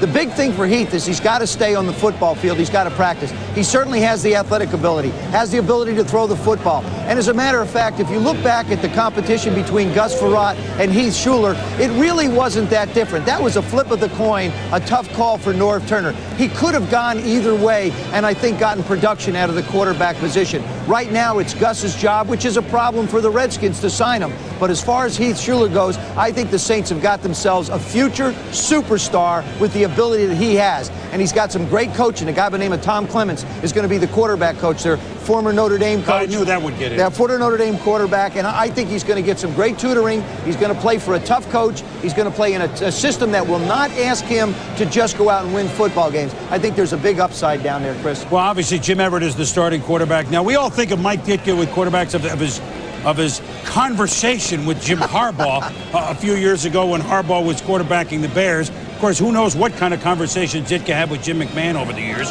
But what does Mike Ditka expect in quarterbacks? His quarterback, we asked him.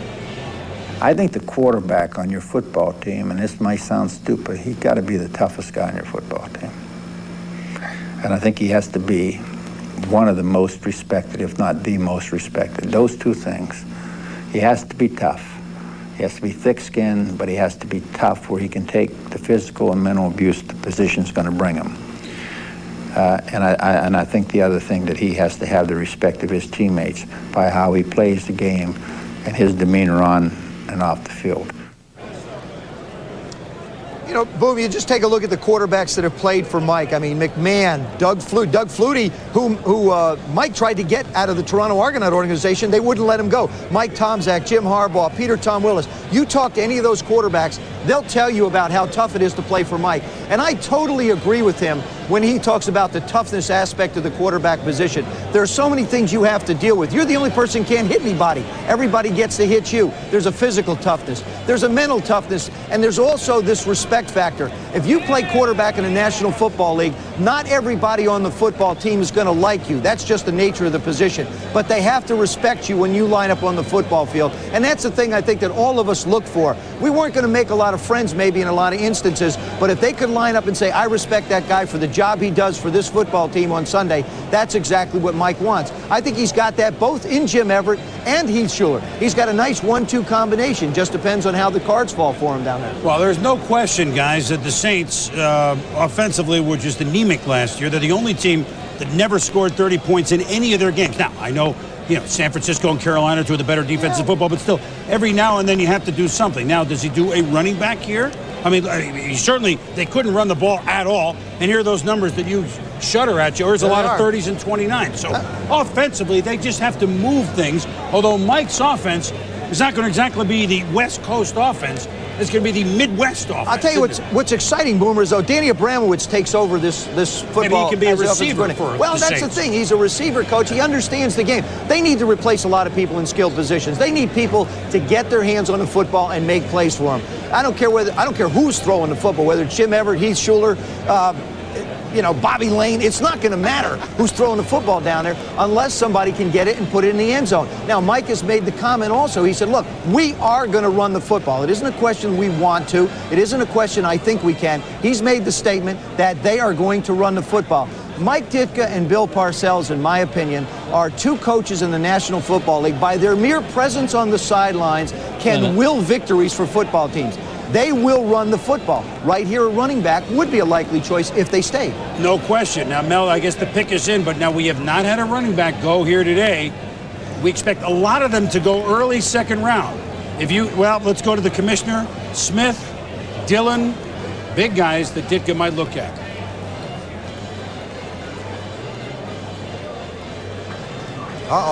Conversation. Smith and Dillon, now you got to know how to pronounce those, right? So, I mean, sometimes they congregate around a card if it's a strange name, or that could be from Dillon's the trade not a variety. tough name, no. No. Certainly Antoine Smith is not tough. With the 10th pick in the first round, the New Orleans Saints select Chris Nioli, guard from Colorado. Well, we've seen Tom Knight go higher, The way Atlanta higher than you Falcons think, Mel. on the clock. Chris Nioli, Pick obtained by he's trade a nice from player. Seattle. More of a guard, right? I mean, are you shocked here? I mean, they still have no one to run the ball. They can block. I'm probably more shocked by this pick than I was Tommy Knight, because we knew Tommy Knight could go in the first round. Nioli's been dropping a little bit. Workouts weren't spectacular. A pure guard. Normally, you don't see pure guards go this high. Bob Sapp, you had Dan Neal, you had Damon Denson. They could have gotten a good pure guard in the second round. They could have filled their void at running back with Smith or Dillon, gotten a receiver like Yatil Green or Caruth.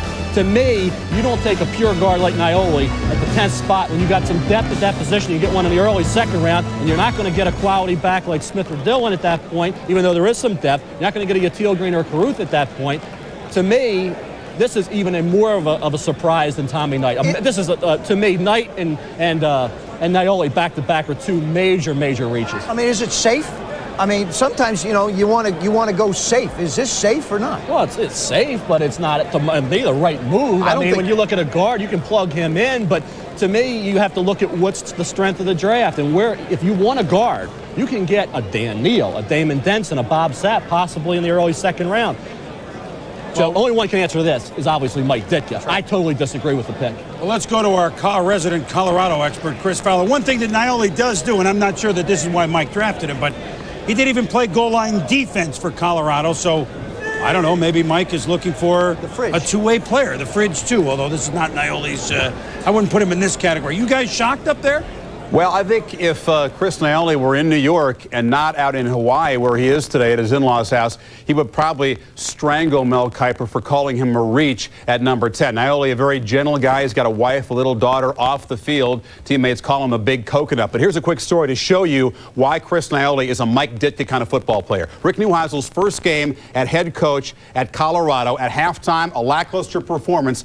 Neuheisel tells his team, we need more guys like Chris Naioli. Naioli thinks that Neuheisel has insulted him. He goes over, he picks up the first-year head coach and literally throws him against a chalkboard. He's got fire in his eyes, and Neuheisel has to say, wait a minute, Chris, no, I was complimenting you. We need more guys to play like you on the field, in the locker room. Naioli is as intense guy as it comes. I don't think he's going to pick up Mike Ditka and throw him anywhere, but it illustrates that Naioli has the kind of mentality that Ditka certainly is looking for. Pick number 11. Up next, Atlanta is on the clock as we continue from ESPN headquarters and also New York, and all points on the draft.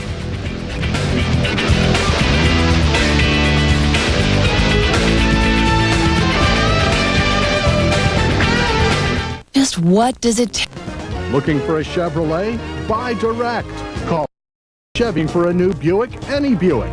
Buy direct. All right, we are back at the theater, and a couple of picks that have surprised some folks with Naioli going to the Saints, and before that night going to Arizona. Now comes Atlanta and the start of the Dan Reeves era in Atlanta. Two things. It's a defense that was horrible, and it's an offense that was a run and shoot. Dan is not quite a run and shoot type player, coach, I mean. His quarterback also gone, Jeff George. Bobby Hebert may become a 49er. They're going to work him out next week. He's got to overhaul the whole football team. He has a big back in Jamal Anderson, and what else does he have? Well, you know, not a lot, to be perfectly honest with you. I mean, he has no tight ends. He doesn't have a fullback. He's got to replace his wide receiving core because they're basically small guys that move around a lot. I think you can look at the Atlanta Falcons, go back a few years when the Houston Oilers wanted to convert away from the run and shoot. I think you're going to see that same type of a situation. It's going to take 3 years just to get the people you want. I wouldn't be surprised if they trade out of here for picks. I think they need a lot of different things on the offensive side of the football.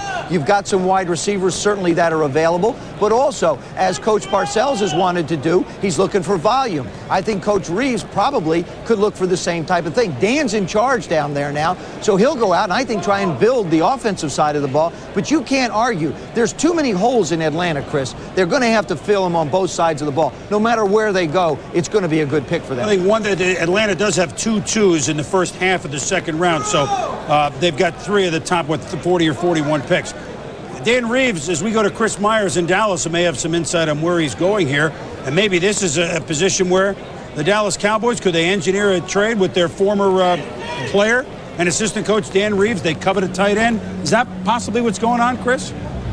Yes, Chris, that's something that Dan Reeves is thinking about and the Atlanta Falcons are dealing with, although there are some defensive players that have slid down a little bit that Atlanta could go with. But that is the biggest area, changing from that run-and-shoot offense to the conventional two-back offense. So Atlanta needs help at running back, different style of wide receiver, and, of course, a tight end. They did add one through free agency, but they're looking for a quality tight end. And the 2 lead tight ends, David LaFleur and Tony Gonzalez. LaFleur actually fits into what Dan Reeves is considering in his offense a little bit better. better, although Gonzalez, many feel, has the better downfield potential. So that's what the Falcons are considering. It's a little bit too early for Atlanta to go to quarterback right now. Right now, let's go to Miami and Chris Mortensen.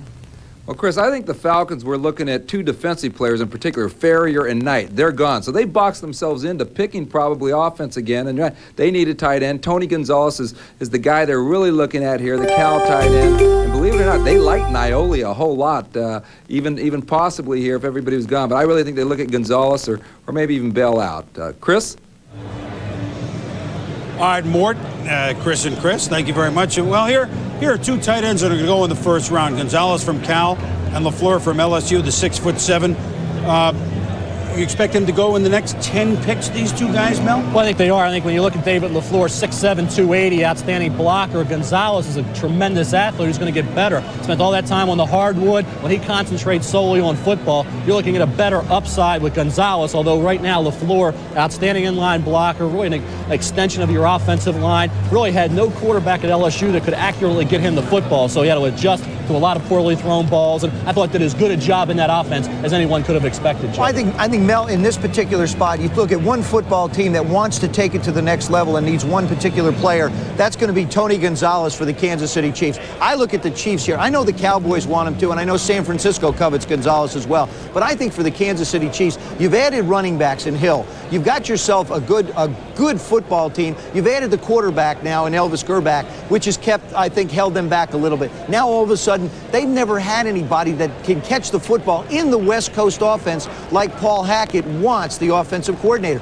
This kid here would fit the bill perfect. Plus also, he comes out of Steve Mariucci's system, who is a West Coast type of guy. He's now the head coach in San Francisco. So everything that I see points for an opportunity for Kansas City, if they can make the deal, to add that one other element to the offense that can put it over the edge and match up with the defense that has done such a good job for him over the last couple of years. Well, we've seen lots in the top. We've seen a couple of interesting picks, and as we wait for Atlanta, followed by Tampa Bay, Houston, and Cincinnati, let's go around to our reporters around the league, starting with the city where we all began today in St. Louis, the gateway to the West. Here's Mark Malone. Mark? St. Louis set the pace for this year's NFL draft by drafting Orlando Pace, the most dominating offensive lineman in recent memory. Dick Vermeil and his staff will now turn their attention to the defensive side of the ball, looking for a quality cover corner. Now let's go to Seattle and Hank Goldberg. Where they're very happy, Mark, because they got the two guys they wanted. They got Sean Springs with the first pick, the cornerback, and then they traded up with actually Tampa Bay. The Jets were holding that pick and it's handed off to Tampa Bay, and then they wind up with Walter Jones, and that was their plan all along. They had some anxious moments. You see their VP, Randy Mueller, on the phone there. He's making a tea time because they don't pick again until the 5th round. To Sal Paolantonio with the Jets. Bill Parcells took James Farrier, went defense in the first round, and he's still trying to stockpile picks. But look for him to hold on to the first pick in the 2nd round and go defense again. Now let's go to Andrea Kramer in Tampa. The Buccaneers started the day with 2 picks in the first round. They only had to drop down 4 spots, but they gained a 3rd rounder. So they'll be picking at 12, but they still could drop down a few spots before they choose again at 16. Could be talking about a wide receiver, Yatil Green or Ray Caruth. Right now, let's go to Linda Cohn in New Orleans. Well, Saints coach Mike Ditka got what he wanted, a guy who has both strength and character in Chris Naioli, the offensive lineman, with their number 10 pick. Now he looks ahead to more offense. Next time he's on the board is at 33. Now let's get you to Miami and Chris Mortensen. Well, for Jimmy Johnson, this is year 2 of a 3-year plan. He has 10 picks this weekend. He has 6 of the first 96, and I spoke to Ron Wolf, the Green Bay Packers general manager, a little while ago. He thinks from this point on, Jimmy Johnson controls this draft. Now let's go to the Dallas Cowboys with Chris Myers. The Cowboys choosing 25th, their highest selection in 5 years. They're likely, though, to trade out of the first round into the second and save about $500,000. They have many needs this draft, like at linebacker, where Darren Smith has signed on with Philadelphia. Also, they might trade up if the quality wide receiver or tight end they covet is still around. We'll keep an eye on things in the war room with Jerry Jones. Right now, let's go to Green Bay and Gary Danielson. For the Super Bowl champs, the word here is patience. Ron Wolf has scripted the first round, much like Mike Holmgren scripts the start of a new game. Let the draft come to the Packers and pick the best available player. Let's go back to New York and Chris. All right, gang, thank you. We have gone about a third of the way through the first round. The clock is winding down on Atlanta. 3 minutes and 20 seconds, so their pick. We'll be back. NFL draft. The pick is in for the Atlanta Falcons, the first of the Dan Reeves era. Commissioner Paul Tagliabue. With the 11th pick in the first round, the Atlanta Falcons select Michael Booker, defensive back from Nebraska.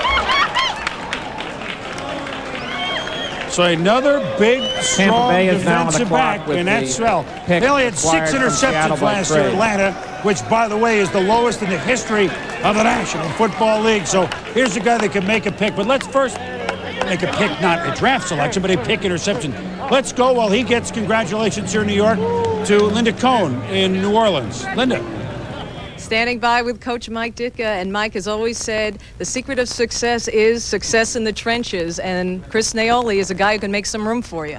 Well, Linda, he's a great football player in our mind, and I mean, there's a lot of great football players out there, and I understand what people are saying. You know, it's interesting if you say you got to go pick a skill position, and there are a lot of great football players out there. I know that.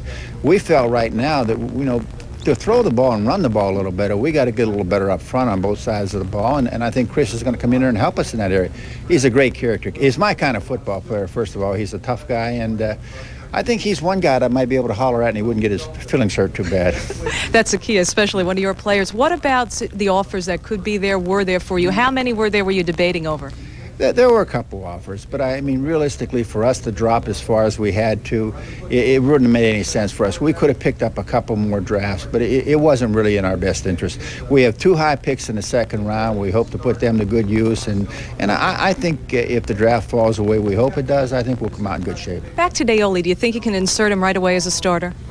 Well, you know, we got a lot of good football players on this team, and I want to see what Ed King and Don Willis and some other people can do. But yes, we think that he's going to be a starter for us. I wouldn't have picked him at 10 guard if I didn't think he could start for us. Okay, your next pick is number 33, and a lot of needs still out there, especially in the skilled positions that Coach Ditka has mentioned in wide receiver and in running back. Let's get you back to Chris Berman in New York. As you come through, I'll hand it to you. All right, Linda and Coach, welcome back. That's all we can say. We'll be intrigued to watch you on the sidelines with the New Orleans Saints. Well, cornerbacks, we talked about at the beginning. When 2 of the top 5 went, we said, boy, they're only, I told you, 16 corners in the 30 previous years of the draft that went in the top 10.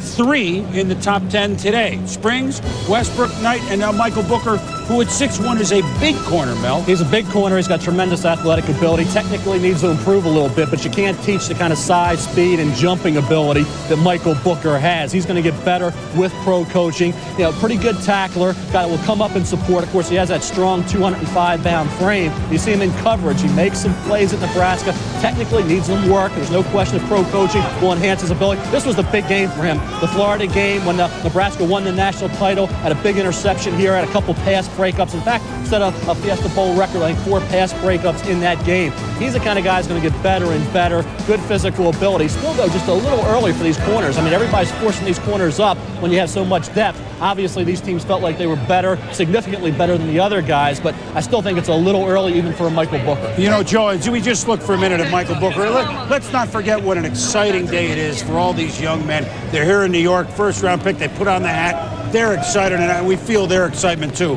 And I'll tell you, Dan Reeves is excited because he needs them. They need a little pass. Absolutely. I mean, inept is probably the best way you can describe this. There's the dubious distinction of the Atlanta Falcons pass defense. 190 TD passes allowed in the 90s. 4,500 plus yards in 95, most in NFL history. Only 6 interceptions last year, the fewest in NFL history in 16 games. We talked about it before. They have a conversion problem on offense because they're going to go from the run and shoot over to a more conventional style of offense. But the big need is on defense, and I think it's a good way to stop. When you only get 6 interceptions, you certainly need help there. I still believe, even though I'm a quarterback and have been and have that philosophy and mentality, you win games by stopping people from running the football and throwing the football down the field. You can't outscore them, but you can stop them from scoring, basically. And I think it's a good pick. Well, Booker now with the commissioner right there and all smiles around. But let's head up to our Bristol studios with Chris Fowler and Coach Gottfried and Ron Jaworski. And here, Big 8, DB. Hi. Surprised? A little bit, but here's a guy, Michael Booker, who Mel alluded to that Fiesta Bowl national championship win for Nebraska. Basically was a nickelback in that game, ended up being the defensive MVP. Had a fairly quiet senior season unless you were a fan of Big 12 football or a receiver. You talk to receivers like Ray Caruth, the guy we expect to go in the first round. He says Booker is the best corner he ever played against, and he played against Chris Canty and Bryant Westbrook in that conference. But he said the strength of Michael Booker, the ability to lock up a receiver on the line of scrimmage, you just couldn't get away. You couldn't separate from him.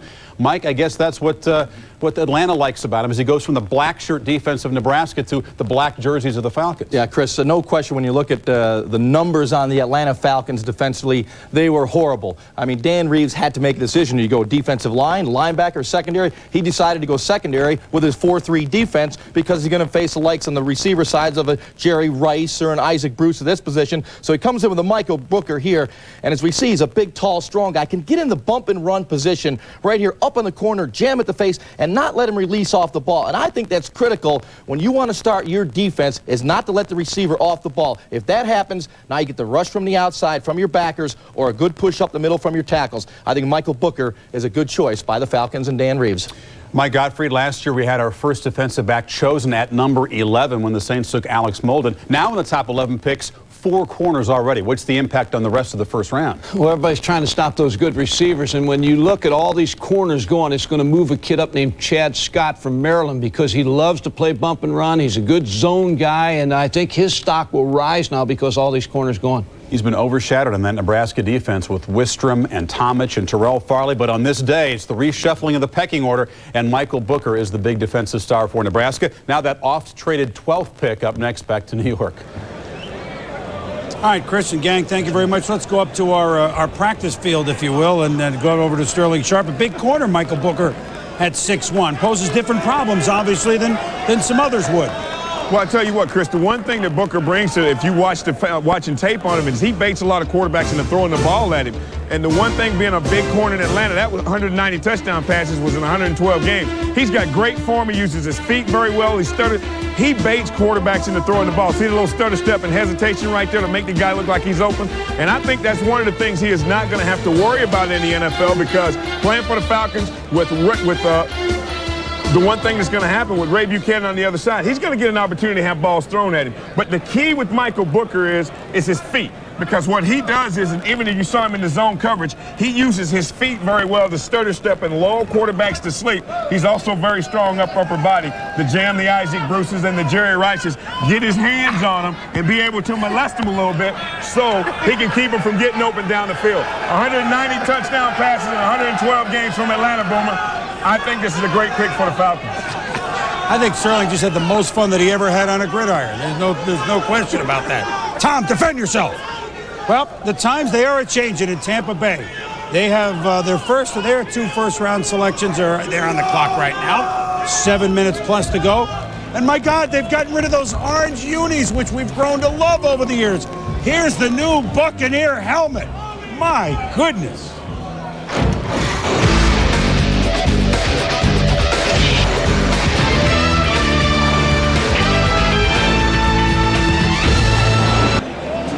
Here's a look inside the Tampa Bay Buccaneers war room with the skull and crossbones going there.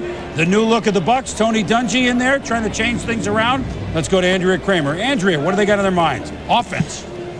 You're right, Chris. No question about that. Tony Dungy told me this morning, we need weapons. We need to score points. No question about that. They are the worst ranked. They were the lowest scoring offense in the league last year. A lot of talk I just mentioned about the wide receivers, Yatil Green and Ray Caruth, but there was some question about which one they would prefer. I think, though, that they won't be surprised because it was on many people's boards. Warwick Dunn, the running back, I think they could go for him. And what they would have would be a change-up. They have been a team that runs inside the tackle. Certainly Dunn is a totally different threat than that. A little bit of concern about his size, but he has been productive, and that's been the main concern for them. I don't think they wanted to look at potential as much as production. So I think it could be Warwick Dunn here for the Buccaneers at 12, finally making their pick. Chris Berman, back to you in New York. Well, certainly, Andrea, that would be an intriguing pick if they took Warwick Dunn without any other running backs gone. A lot of question. He's a great player, but could he be on the field all the time? Well, with 2 picks in the first round, maybe you could take a couple of different guys that could stretch the field. And you heard Mel, as Andrea mentioned, only 221 points scored last year for Tampa Bay. They've got to move the ball. They kind of like the way their quarterback, Trent Dilfer, came on in the second half of the year. Is it receiver? And who would it be? If this, the burner Caruth or the bigger guy, 6'2"? Well, they also have Green? the 16th pick, Chris. They have to come away with a wide receiver with one of these two picks. They need to give Dilfer some more weapons. You have Copeland coming off an injury. Yatil Green, 6'2.5", 210 pounds with great speed. You don't see physical ability in a wide receiver that often like Yatil Green's. Ray Caruth is a burner. Those two kids figure to go right in this general area. And like I said, I can't emphasize enough, Trent Dilfer, to continue his development, needs players like Yatil Green. I think the other thing you have to take a look at is familiarity also is a very good thing to have. For example, Charlie Williams, who was the wide receiver coach at the University of Miami, is now on Tony Dungy's staff. So you've got a wide receiver coach who knows Yatil Green as the individual that I think would be a very good pick for them. You need the guys who have the ability to get down the field. Their wide receivers, Rob Thomas, for example. You've got Alvin Harper is another one. Carl Williams. You've got Marvin Marshall, Courtney Hawkins, Horace Copeland. When you look at that wide receiver core, you know that they need somebody who can get down the field in a hurry. Alvin Harper basically has been a big bust, and I'd be shocked if he's back in Tampa. He might move on someplace else. Could obviously maybe even wind back up with the Dallas Cowboys as a possibility, but he's not going to be a Tampa Bay Buccaneer. I think a wide receiver would be a good choice. Although, Chris, you did mention Warrick Dunn. The question on this kid is, can he block, if need be, the big guys on first and second down? I think he can. I think this kid can be a three-down back. I compare him a lot to Napoleon Kaufman with the Oakland Raiders. Not quite as big as Kaufman. But I still think he has that ability. Well, that's one name we could hear. Running back, we mentioned 12 and 16. Maybe, Mel, we can look at the running back. Well, I think we haven't had one yet. Well, Chris, I think we have to see with Tampa Bay about Eric Rhett. You know, he's coming up last year of his contract. They want to restructure things. Eric Rhett's there. Warrick Dunn blends in very well. You can get him and flank him out as a wide receiver. He's got tremendous hands. Corey Dillon's a 222-pounder, real strong kid. Antoine Smith, we know about his productivity this year at Houston. Warrick Dunn's really a wild card because he does so many things well. Hand-sparred to over 2,000 yards this past year. And Cedric Shaw, I think, is very comparable to a Curtis Martin. You see a lot of those spin moves, very creative runner, and I think Cedric Shaw is going to be a good second or third round pick for somebody. I got to think if they look size, and I don't know that, Green and Smith. Green, the wide receiver, Smith, the running back, would be their picks. And, well, we'll know in a second. Antoine Smith, the only question about him is he's, 24, 25 years of age already. If it's not a question right now, it'd be a question 4 or 5 years from now when he'll already be 30-year-old running back. But he is one great physical specimen at running back. And I got to think Tampa Bay comes away with him in one of these two picks. Here's their first pick, 12th pick overall. Let's go to the commissioner.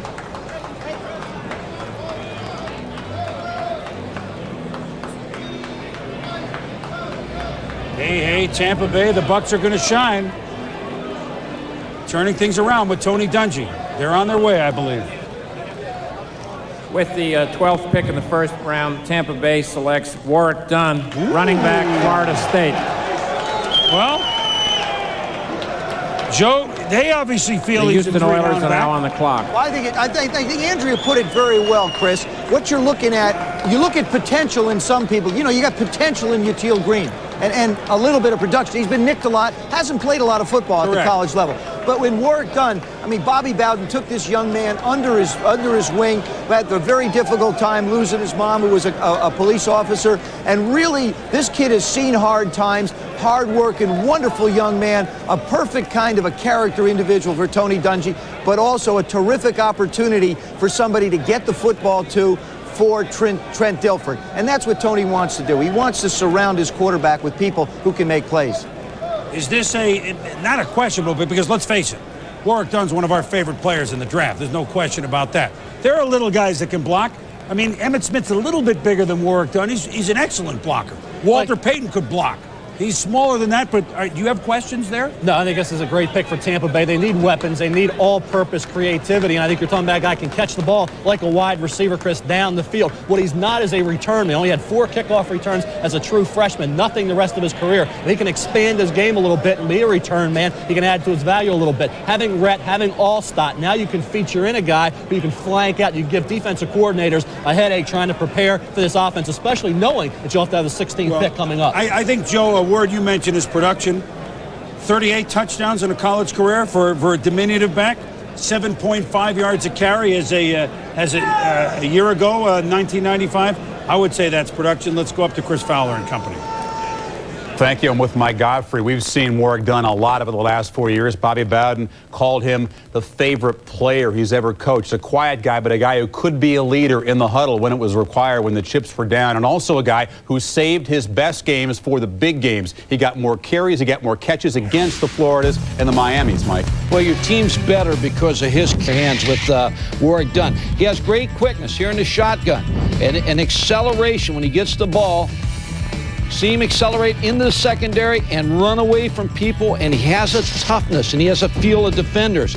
Pass blocking's not a problem. Barry Sanders is only 5'8", 200 pounds. Here's a good block. He takes a lot of pride in his pass blocking. Here's the hidden value. A running back that can go downfield and make catches downfield. He has soft hands, Chris.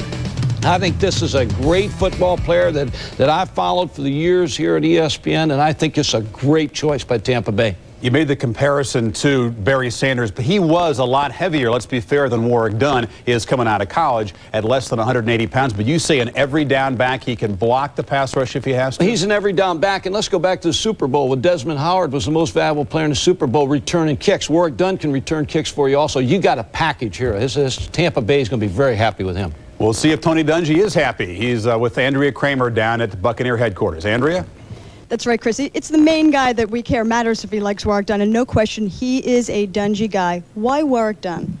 Well, as you mentioned, we need points, and this guy probably can put points on the board as well as anybody we felt in the draft, and we're excited about the different ways we'll be able to use him, get him the ball, and give our offense some big plays. What are the different ways you can use him? Because one would think it might be just as a third down back. Well, I don't think so. I think he has the ability to return kicks and get the ball that way.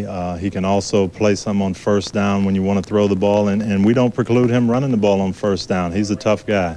Boy, last year you drafted Mike Allstott, and I said, was that a message to Eric Rett? Now you're drafting Warwick Dunn. Is this a message to Eric Rett, who, once again, wants to redo his contract? No, it's not a message to Eric at all. We're happy with him, and he's been here working out. We got Warwick for his ability to put the ball in the end zone, and that's what we feel good about. Is the size a concern? Not really. You obviously like bigger guys, but he's been tough. He's run the ball against great competition, and he's had his best games in the big games, and that's what you like. So if you stay at 16, and actually, have you had some calls about the 16th pick? We really have. We've had quite a few people calling about that pick. We're not sure what we're going to do, but we are entertaining calls right now. And if he stays at 16, I think they could look for more points to be scored, more offensive weapons. Right now, let's go to Chris Fowler in the studio. Andrea, a couple of wide receivers watching this draft, Yatil Green and Ray Caruth. Tampa certainly had been interested in both of them in conversations. Those guys sweating because they've slid a little bit. Will they go at number 16? 12 picks down, 228 to go. Not all of them today, but the Houston Oilers are up next as we continue our draft coverage right after this. Houston Oilers, love you blue on the clock, and a historic game on the Padres home game. They play a game there today, then 2 tomorrow. That's the first of a double dip on Sunday, 8 Eastern, 5 on the West Coast, 2 local time in Hawaii. So it's Luau Sunday for us here on Sunday Night Baseball. Well, just talking about Hawaii makes me happy. I know. You get a gleam about it. It's just, I have to go back and see my constituency. Speaking of constituency, Houston Oilers on the clock. Houston or Memphis or Nashville, the Tennessee Tuxedos. We're going to ask the commissioner about that later. What are you thinking? What a job Jeff Fisher did in kind of absentee coaching last year. I think Jeff Fisher, you talk about a coaching job, just keeping your football team focused when nobody shows up in the football stadium where you're playing. You don't know what to call home. You don't know whether you have to ship something. There's so much uncertainty that goes into that part of the game. Jeff did a great job of having his football team focus on what happened on the field. Chris Chandler is gone. The Houston Oilers now belong to Steve McNair. And when you take a look at his numbers, the thing that I'm most impressed with are 2 elements of this statistic. First of all, his 58% completion ratio. I think Jerry Rome, the offensive coach there and coordinator, and quarterback coach, did a terrific job with him, teaching him where to go with the football. He posted some good numbers because he also had Eddie George for help. But his touchdown to interception ratio was 7 touchdowns to only 2 interceptions. Now, if you're going to add to this, Les Steckel takes over as the offensive coordinator. What you want to do in addition to that offense, because you've got Chris Sanders, you've got some other people there that you need to get the ball to, you go out and get yourself a wide receiver. I think a Yatil Green right here for the Houston Oilers makes an awful lot of sense because it does give Steve McNair a weapon. The Oilers have simply said, we want to make him more active. We want to move him around a little bit more. We'd like to take more of his natural athletic ability into effect, and I think they can do that. Well, Chris Chandler, who started most of the games last year till McNair took over, is gone. McNair, the starter. Dave Craig, by the way. Dave Craig is the backup in Houston, and he certainly is an able backup for Steve McNair. We spoke with Oilers general manager Floyd Reese about Aaron McNair. We knew it was only going to be a matter of time. Steve has come along very, very well. He's already gotten a lot of time with Les Steckel, who's going to be our new offensive coordinator and quarterback coach. They feel very good about each other. It was one of those, it came a point in time. You know, now's the time to do it. Everything seemed to fit. Chris had some value. There was a shortage on the market. We saw a chance to pick up a couple of draft choices, and so we went ahead and did it. Well, that's the Chris Chandler move. And you know, one thing we were talking about, via Dave Craig, and we love David, in his 85th season in the NFL. He's now going to back up in Houston. Randall Cunningham is a backup in Minnesota. Warren Moon is a backup with now the Seattle Seahawks. Boomer Esiason in Cincinnati. Right. Like these moves? I love these moves. I think that what coaches realize is if you get a starter hurt, for example, and you're faced with a 3-game situation where you have to play somebody, you want somebody who can go in and win football games for you, not be a stopgap. And that's exactly what they've done, Chris. They've gotten people who can go out and win games for them. Good veterans, good moves by the coaches. And of course, David Craig has outlasted his college now by how many years? Milton College gone, 5 and then or 6, David is still chugging along. Well, it's still chugging along in Dallas. There's our Chris Myers. They getting antsy down there yet, Chris? Well, they're working the war room in Dallas, closer in Texas. In Houston, Chris, we're keeping an eye on what the Oilers are doing. The reason they're using up so much of the clock is they were very disappointed when Michael Booker was drafted by the Atlanta Falcons. That's the corner they wanted. Also, Tom Knight. They thought that either one of them would be there at 13. They're both gone. They want a corner. They have only 2 legitimate cornerbacks on their roster. As you see, the corners that have been chosen, the run on the corners in this first round, they don't believe there is a corner value at 13, so they're trying to trade out of that position and still pick up a corner, or they could possibly go Ray Caruth, wide receiver, or Rudd at linebacker. That is the debate at this point. We'll keep an eye on things in Dallas. Now for more on Houston, let's go back to Chris Berman in New York. Chris, so the Oilers have to reshuffle. It's their job. That's what they do. Oilers. Receiver, I mean, they get value, Mel. Well, they do with Yatiel Green or Ray Caruth. And I think the interesting thing here is the talk's got to be Tony Gonzalez. Does Kansas City still get him, Joe, at 18, or does somebody trade ahead of Kansas City? He slid down just a little bit. But certainly Chris Sanders, the wide receiver, opposite Sanders, you had Willie Davis. He struggled a little bit with consistency. I think a wide receiver for McNair to work in with Sanders, I think, would be a plus. Dwayne Rudd, a linebacker's dropped down a little bit because I think people really don't know how to fit him into their scheme. And, of course, Houston did sign Lonnie Martz in free agency. We are now looking at 2 hours into the draft. We've had 12 picks, which, by the way, is pretty quick. Pretty quick for the upper part here of the first round. We are in the theater in New York for the 62nd annual NFL selection meeting. And as Chris Myers was just mentioning, it appears that the Oilers have made a trade with the number 13 slot. So here's the trade card. Here's Kansas City, and we know what that means. With the 13th selection in the first round, Houston has traded its pick to Kansas City. The Kansas City Chiefs have selected Tony Gonzalez, tight end, University of California. We'll announce the details of the trade in a minute. So, Cincinnati Bengals are now on the clock.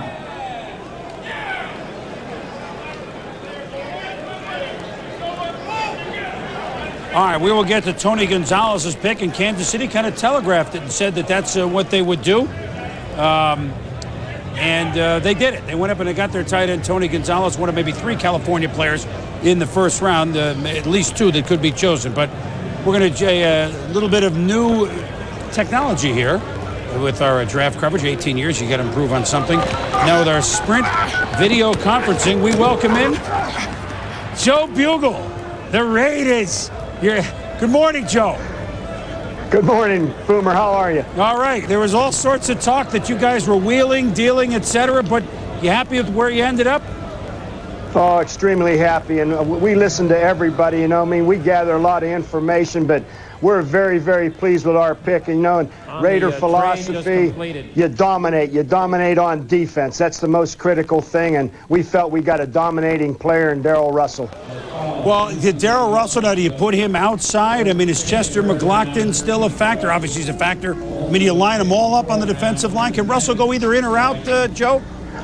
Yeah, Russell in college played both defensive tackle and defensive end, Boomer, and he's a highly impact football player, and we certainly felt that he was the best football player in the draft. And we put ourselves in a great position at the number 2 pick, and we certainly feel very, very proud that we had a chance to pick Darrell. You got Jeff George playing quarterback for you this year. He's had mixed success where he's been. Why will he be different as a Raider for you? Environment, Boomer, the environment. You know, you put a young man, a great football player in a Raider environment, they have a tendency to do a real good job. So, yeah, we certainly have high expectations of Jeff George. In fact, we already went through our first draft with Terry McDaniel, Jeff George, and Desmond Howard. Do you think that there's always pressure on being a head coach? You've been it before with Arizona, you know about it. With the Raiders, kind of disappointing, and you were there, you know, when they kind of didn't add up the last couple of years. You feel a lot of pressure. I know not necessarily today, and as your second time around as head coach, how will you change this time? Well, to answer your first question, Boomer, yeah, we were very disappointed the past 2 years. That was a real setback for the Raiders. I feel I have the best football job in the National Football League, being the head football coach of the Raiders. Al Davis and our organization go out and get you the best football players so you have a chance to win. And our whole philosophy here is to win championships. And great players and great teams just don't win, they punish. And we got punishing football players, and we added a few more to our litter. Well, you punished him when you coached the Hogs in Washington, and you helped Joe become a great player. Obviously, even Joe sitting here will agree with that. I give Buggs all the credit. Yeah, right? And hey, Boomer, ask Joey T about 1983, about great defenses. You know, I mean, walking off I think I walked off the field with Joey T and John Riggins, and they both looked at me and said, maybe it's time to retire. Because that crushing Raider defense. Only one of us did. Well, you're still punishing now. I know that punishing tone is still there. Good. Thanks a lot, Joe. We'll talk to you later. Great, Boomer. Thank you. Always a pleasure visiting with you. Here's the boss. pick. Let's go up to the commissioner. With the 14th pick in the first round, Cincinnati Bengals select Raynard Wilson, linebacker from Florida State. The Miami Dolphins are now on the clock. Wow, the Cincinnati Bengals. Now this, as far as sheer player, as far as a guy whose motor runs every play, some people, Mel and Joe, describe Raynard Wilson to me and some of my bird dogs as one of as maybe the hardest play player in the draft. Do you agree with that? Well, I think when you look at his motor, and I think Bill Parcells raved about Raynard Wilson, the kind of effort he gives you. Cincinnati with Dick LeBeau, they're going to be 3-4. How are they going to work Raynard Wilson into that mix? That's going to be the question here. Certainly a guy that played opposite Bull Ware and did a good job. I also think that you have to take a look at the great job that Bruce Koslet did with this football team. They were 7-2 through the latter part of the 9 games of last season. He really turned the corner for this football team. And I felt like Dave Shula really had it started in the right direction, and Bruce Koslet took it on. Now I think they're just going to build on. Like, again, you've got Jeff Blake and Boomer Esiason at the quarterback position. They know how good they are on offense. Defensively, they feel like with Big Daddy, now another defensive end, you're just starting to add that youth and that speed to a defense that can really make some plays for you. Well, here's a guy whose motor runs Wilson all the time. Let's go back to what the move the Kansas City Chiefs just made.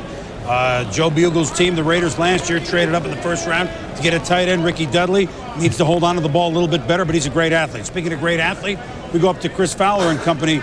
Tony Gonzalez, basketball player for Cal, football player for Cal. We really don't know how great a receiver he could be. I mean, he's maybe more athletic than even a Keith Jackson was coming out of college, and we know he's been a great productive tight end over the years. I know you mean Gonzalez, the great athlete, not anybody on our panel right here. Wait a minute, I resemble that. Guys, we're used to having players stock rise in March, but that's at the individual workouts with the NFL teams. It's not stock rising on the basketball court during the NCAA tournament, but that's what happened with Gonzalez. Here's a guy who came in, showed that he could play basketball, not as a football player, but as an agile two-sport athlete. Mike, let's start first on the football field, what he did for Steve Mariucci. Well, Chris, he's a fast and athletic tight end, and you watch his speed and athleticism as he gets down the field, makes the catch, and then avoids the tackle, and then picks up yardage. You see the athletic ability of Tony Gonzalez. Basketball player, Marty Schottenheimer went to the Cal-Stanford game, was sitting in the stands, watched him play. You see his quickness, he changed of direction, his body position. You see a lot of things in the basketball game. As far as a tight end, you want somebody who can release and get up the field and run the corner routes deep down the field and then beat two deep coverage down the middle. And he's played in the West Coast offense, so he's ahead in that part of the game, and he's a good pick. You saw Ricky Dudley, of course, the tight end drafted a couple of years ago out of Ohio State. He also played basketball. Gonzalez, though, much more of a two-sport athlete, a much better basketball player than Dudley was. Now, Jaws, I know Schottenheimer's not concerned with that touch on the baseline jumper or the rebounding ability. How will he use Gonzalez to make his offense? Well, Marty probably has a good offseason program where they play basketball games, so they could probably use him in that regard also. But I spoke to Carl Peterson on Thursday, and he really wanted a tight end, and Tony Gonzalez was the guy that they really targeted. And what not only does he really give you the ability to block, he's a fine blocker, but what really helps the West Coast offense is getting the football down the field. And when you look at the set right here, this will be Tony Gonzalez right here in a tight end situation, nickel passing. And what we're seeing predominant now in the NFL is a man under. All these people are man-to-man with everybody. As you can see, they're all single up, and they split the safeties to cover these areas of field. And that leaves the middle of the field wide open. Tony Gonzalez has the ability to beat a linebacker all day long and hit this area of the field. This coverage can be beaten. It's a predominant coverage. If you have a tight end like Tony Gonzalez, you can light up the scoreboard with points. Let's face it, other teams have tried to draft tight ends high. Ricky Dudley, obviously the jury out. Derek Brown, Johnny Mitchell have not been successes, but you think Gonzalez will be? Oh, absolutely. And Elvis Gervach, who worked with Brent Jones in Kansas City, not in Kansas City, but in San Francisco, is going to love a guy like this. He's a go-to receiver that can get you big yards after the catch. But after Gonzalez was taken, Raynard Wilson went to Cincinnati. He's part of, I think, Mike, the most dominating pair of bookend pass rushers that I've ever seen in college football, along with Peter Bulware, who went 10 spots higher than Wilson. But you actually like Raynard better, the guy they call Big Country. And don't forget Andre Wadsworth. He's coming back to Florida State. But I like Raynard Wilson just a little better than Peter Bulware because he's stronger. He's a leveraged player. He has great strength in his hands. He'll maul you. He's a 500-pound bench presser, and he plays the run real well. And he is a tough, ornery guy. There are a lot of stories. He wrestled an alligator out of a pond behind his mom's house when she was eating the fish in that pond. He's grabbed possums and scared teammates on the Florida State campus. Raynard Wilson, he has earned the name Big Country. He is a big, strong guy. Back to our big guy in New York, Chris Berman. I don't know if I've wrestled with alligators yet, though, or snatching possums, but Houston and Kansas City played a little possum, and let's clean up that trade for you. So, for Kansas City moving up 5 spots to get the selection, allow them to pick Tony Gonzalez. The Oilers get a 3 and a 6 out of the deal, and the two teams swap 4 with the Chiefs moving up a tad. But the Oilers get a couple of picks to drop down 5 spots. Now, Cincinnati Bengals, Tom, your hometown. Raynard Wilson, tough player, wrestling with alligators for the Bengals. Is it perfect or what? For a guy like this, he's a dominant defensive end who you can use as a linebacker type. I think the thing that you notice when you watch Bulware and Wilson is that even though Bulware ran about 0.2 of a second faster, oftentimes they would get it to the point of attack or get to the quarterback at the exact same time. You're talking about a guy who has a little bit longer arms, a guy who gets great leverage at the point of attack. As we take a look at him, he's also a very smart player. You watch him, this is another guy who has excellent technique. He won't get too far upfield where he runs himself out of plays. You'll see him fall back inside, be able to make plays downfield for you. He can also double as a speed rusher because he's quicker than he is faster, but you see his strength right there. The thing that makes him a great player, and coaches always talk about the ability to force a turnover. What makes this guy be able to force a turnover is that when he aims for his spot, when he wants to hit you, he gets his butt up under him, and he aims for a spot behind the guy he's going to tackle. So this is a guy who, for Cincinnati, is going to create a lot of turnovers. Tommy, I can't believe he didn't take that opportunity to return the favor to Sterling and just slug him there. I don't get it. I guess you guys have been teammates too long, right? Well, Jimmy Johnson on the clock with the Miami Dolphins. We'll take a look at the war room right now. And we've gotten accustomed to this scene as certainly when Jimmy's years, his Super Bowl years with the Dallas Cowboys. And now we brought War Room Cam along with Jimmy and his tropical fish down to the Miami Dolphins. The Dolphins were an 8-8 squad last year. His first draft a couple years ago, well, not his first draft, but from 2 years ago, the 95 draft, there are just, one player left from that draft? So he has really changed things over and looks to do a lot of the same, Mel, because as Chris Mortensen mentioned, when we come to the third round, the Dolphins, don't forget, will have 4 picks. They will, and I think when you look at the best available players right now, you're going to see a lot of quality still on the board. It's good for Miami, good for Tampa Bay, good for Washington, good for Houston. All those teams are positioned to get quality football players. When you look at the best available players, Yatil Green, Jim Druckenmiller. Does he go here? Does he go to the 49ers? Caruth, the speed receiver, Rudd, an outstanding all-around linebacker, Corey Dillon, the power runner, and, of course, Jamie Sharper, a true outside backer. When you look at the rest of the players, Antoine Smith, we know about his capabilities, LaFleur, Wiley, Tarek Glenn, that bookend left tackle, is going to get better, only 20 years of age. Damon Denton, an outstanding pure guard, a former defensive tackle. I think you're looking at a lot of quality, and those teams that move down and those teams still waiting, like the Washington Redskins particularly, are going to see a lot of good defensive players still there. Well, certainly Jimmy Johnson worked the draft, and that's why the Dallas Cowboys won the 3 Super Bowls, 2 with Jimmy there, and, of course, the 1 with Switzer. He's working the draft now with the Dolphins. Working for us down in Miami is Chris Mortensen, and I guess Jimmy really had about 3 or 4 or 5 ways he could go, but several of the players that he was looking at are already gone, right, Morton? Well, no, I think he had 3 or 4 that were still there. I think Renard Wilson certainly would have been a guy he would have considered, but, to me, Jimmy always looks for value here, and he could trade out. He's been on the phone, but there's a playmaker on the board, and he was at the top of Mel's list there, Yatil Green, University of Miami. Some think he could be another Michael Irvin, and Jimmy knows what type of success he's had there, but certainly Jimmy, I think, is going to be pleased because he felt this draft was going to fall his way at this 15 spot. Chris? Well, I find it interesting they're looking at the map there. I don't know if they're going to look for a player in Utah or that was Arizona, New Mexico. I don't know, maybe that's a clue. We're looking for clues at this point. Well, what they're trying to do is they're trying to figure out where they're going to ship somebody. Right. I mean, when you look at Jimmy, and it was mentioned earlier, Jimmy likes to control the draft. He controls it with picks. And what he's doing is he's built the Miami Dolphins basically with 3rd, 4th, 5th round picks.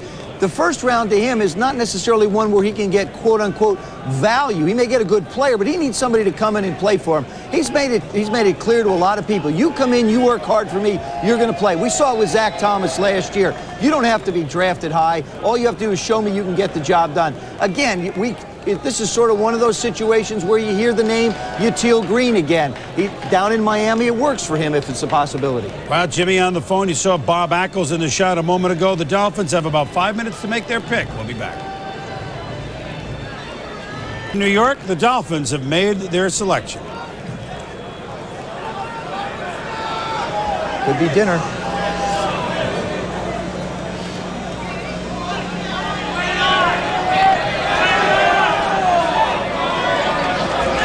Well, we're going to give the commissioner another shot at it because it's certainly not his fault. We have what we call technical difficulties. We have our best men on it.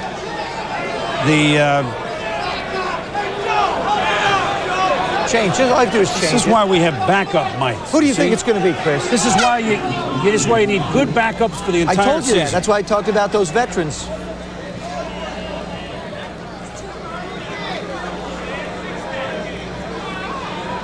And maybe they're already negotiating the deal. Bob Ackles, Jimmy Johnson on the phone. It's very exciting. It's the most exciting microphone change that we've ever had here at the draft. The 15th pick in the first round, Miami Dolphins select Yatil Green, wide receiver from the University of Miami. Well, they don't have to pay moving expenses. That's one thing they don't have to do. We're looking at the map. Tampa Bay is now... Right, in California, they plane fare too much. Let's go home. Let's go home. Well, you look at a big receiver, Chris. I thought it was the best value on the board. 6'2.5", 210 pounds. He had some injury problems, but when this kid was healthy, 15.9-yard average. He showed that he's a true speed receiver at the combine when he ran that 4.38. Watch him blow past this defensive back who has good size and then compete for the football. A mid-first rounder was that speed. Here he is against Kevin Abrams, a little corner from Syracuse. Watch him in traffic between Darius, the safety, and Abrams. Here against Virginia, pulls in the long touchdown reception. When he was healthy, as I said, Joe, he was a playmaker. There's very few wide receivers, 6'2.5", 210 pounds, that run like Yatil Green and jump like Yatil Green. They also come out of a pro offense like Miami that are still there at this stage of the first round. Well, Yatil Green played 5 games in '96 against ranked teams. We go up to Chris Fowler And in that, he averaged 115 yards a game and almost 20 yards a catch against ranked teams. So maybe he's not a touchdown maker, but he is tough down the middle and obviously a big specimen, a la a guy that Jimmy once had, Michael Irvin. Chris? Well, you're right, Boomer, but I don't think, Mike, he ever made the kind of plays or the number of plays at Miami that it was expected of him when he came in. I mean, Yatil Green did not live up to many people's expectations down in Dade County at the Orange Bowl. Now we get the chance to go out to Broward County and play at Pro Players Park. But, Mike, to be fair, he did have some problems with the hammies at Miami. Always had a hamstring problem. Said he was tough enough to play through it. When he was healthy, what did you see that you like about him? Well, he fits the NFL profile. You know, you're looking for a 6'2.5", 200-pound receiver to work against corners, smaller corners, and he's a big play type receiver. But you hit a big point there. He played 14 of 24 games for Butch Davis. He's had hamstring problems, he's had groin problems, and he doesn't do him any good if he's not on the field. It goes back to that age-old debate of productivity as a college player versus potential based on workout, and Green clearly has been that latter kind of a guy as opposed to many receivers who caught a lot more balls. Now let's go back down to New York. All right, Chris and Coach, you're right. I mean, his numbers were good, but production, you'd like to see him get a little bit more in the end zone. Let's go up to Sterling Sharp, and Sterling, big receiver, which means that he should be able to beat the small DBs into the end zone. And what are your thoughts on Yatil Green? You think he's waiting to come out of it here in the pros? Well, Chris, what I think is what he's going to have to do is he's going to be like Keyshawn and learn how to play low. I mean, you look at the guy in college, the one thing that leaped out at me, if I can go to the video, the one thing that leaped out at me was this. He has desire and wants you to make big plays, and he wants to make every catch. You see right here, the safety's going to come in the picture. This is just want to. He wants to make this catch. He wants to make this big play. He's not going to get an opportunity in the NFL to run straight line routes like he's running in college here. He's a great speed guy, but I think for Jimmy, he's going to have to learn how to play technique. He's going to have to learn, and when I say technique, he's going to have to learn how to win in transition. And what I'm talking about as a receiver, the way you start to get that great push, he's going to have to learn to get down in his routes and be able to use his power step to come back to the football. Every pass that he caught in college was basically over the top. A lot of them were over the top. Now he's going to have to believe in his hands to step back and make those catches at the balls. Play low in his waist. Keyshawn Johnson had to learn because you're going to see a lot of bump and run for a big receiver. Play low, use his power steps to come back, catch the ball in his hands. But, Chris, I think it's a good pick. I think with Jimmy Johnson, this is the Butch Davis pick all the way. I think these guys know each other very well. Jimmy Johnson knows what he's getting from Yatil Green. Well, Sterling, Yatil Green also knows that with a guy named Marino at quarterback, he'll probably be getting the football rather quickly. Well, the Jimmy Johnson pick of Yatil Green, did they scoop Tampa Bay, their cross-state rivals? Because they certainly are looking receiver. There are others there, but Yatil Green is gone. We'll be back. Looking for a smart way to earn up to $40,000 for college? Call 1-800-USA-ARMY and ask how to qualify for the Montgomery GI Bill, plus the Army College Fund. Now, $40,000 for college. If your parents can't afford $40,000 for college, ask your uncle. The Montgomery GI Bill plus the Army College Fund. Now, $40,000 for college. Call your recruiter to find out how to qualify.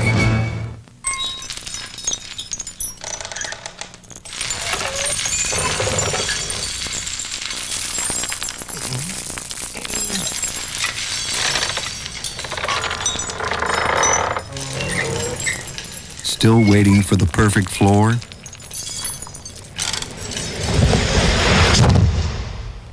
Ooh. New Formica flooring. Looks like wood. Wears like iron. Hey, wake up! Wake up!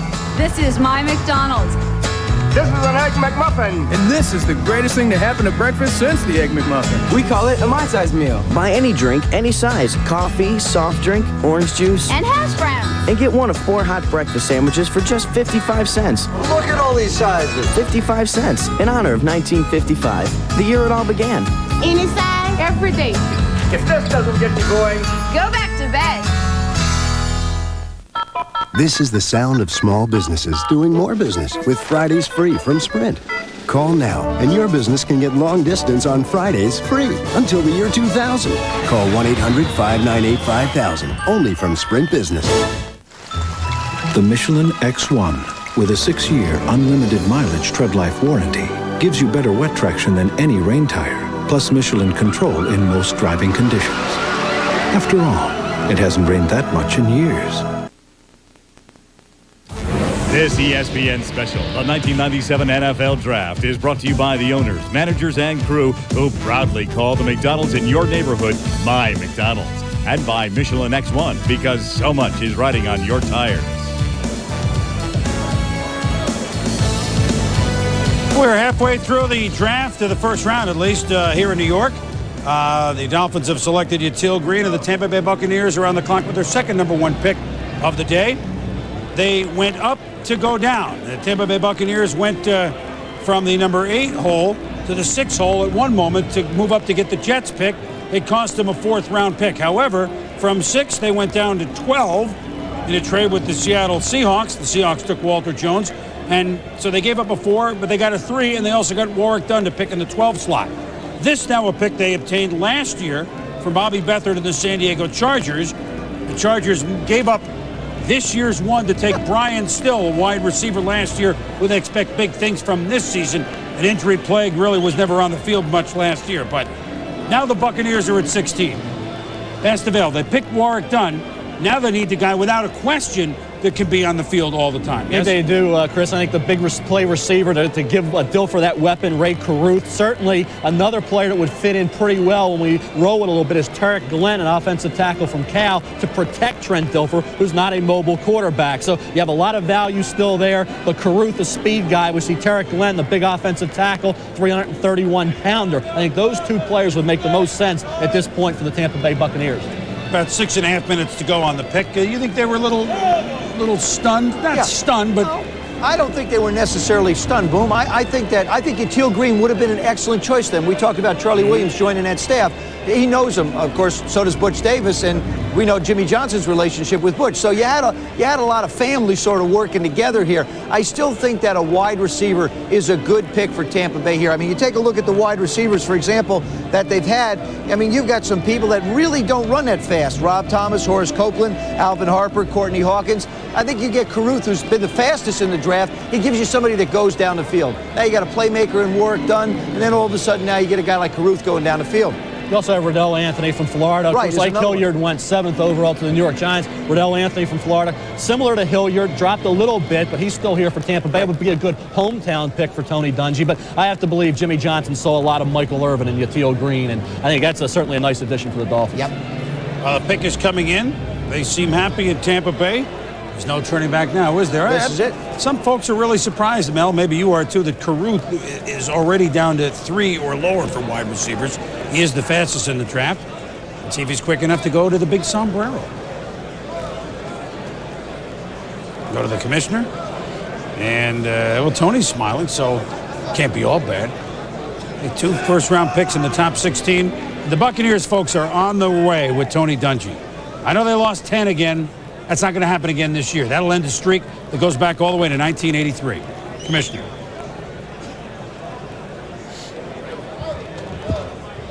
With the 16th pick in the first round, the Tampa Bay Buccaneers select Riddell Anthony, wide receiver from the University of Florida. Well, right position, that's for sure. So the Florida receivers have gone. The Washington Redskins are now on the clock. Riddell Anthony, Mel, last year, one season. I know in Florida they score all the points with Werfel, etc.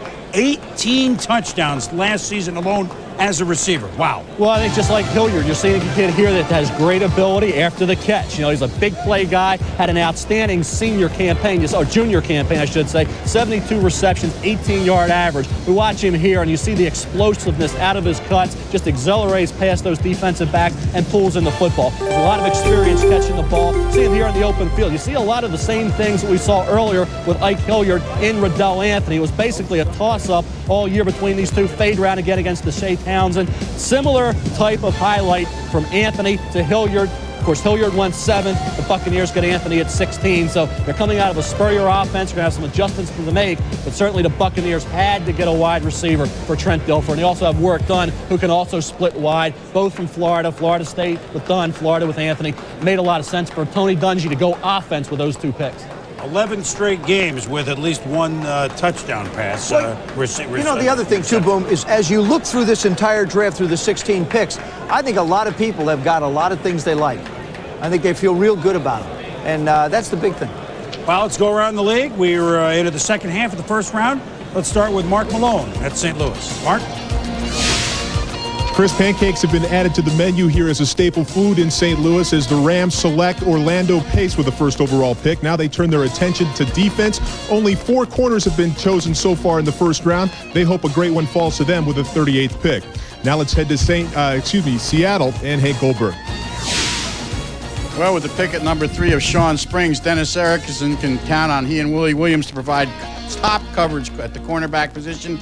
Put 8 men in the box. That's the defense he likes. He got the tackle he wanted by trading up to the 6th spot with Tampa Bay, who traded with the Jets, and he got Walter Jones. They're happy here. They're relaxed. They have nothing to do until the 5th round, which will be tomorrow. And if it wasn't raining, they probably would be out playing golf. Let's go to Sal Paolantonio in New York with the Jets. Earlier this week, Bill Parcells had just 2 of the top 104 picks, but after some crafty wheeling and dealing, he now has 5. Not bad for a guy who wasn't supposed to be GM material. At the top of the second round, look for him to stay with defense, probably cornerback or defensive tackle. Now let's go to Andrea Kramer in Tampa Bay. The theme for the Buccaneers with the 12th and 16th selections, big play capabilities.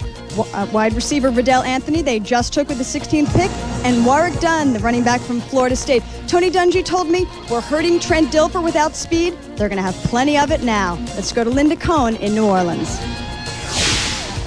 Now that the Saints have their bull wrestler and Chris Naoli on the offensive line, they turn their attention to finding a playmaker at wide receiver or at running back. The question is, will anybody be there at 33 and 39 when they pick next? Now let's go to Chris Mortensen in Miami. Well, Jimmy Johnson loves playmakers, and he didn't have to go far to get when he picked Yatil Green of University of Miami. Who knows, maybe another Michael Irvin. He still has 9 picks left this weekend.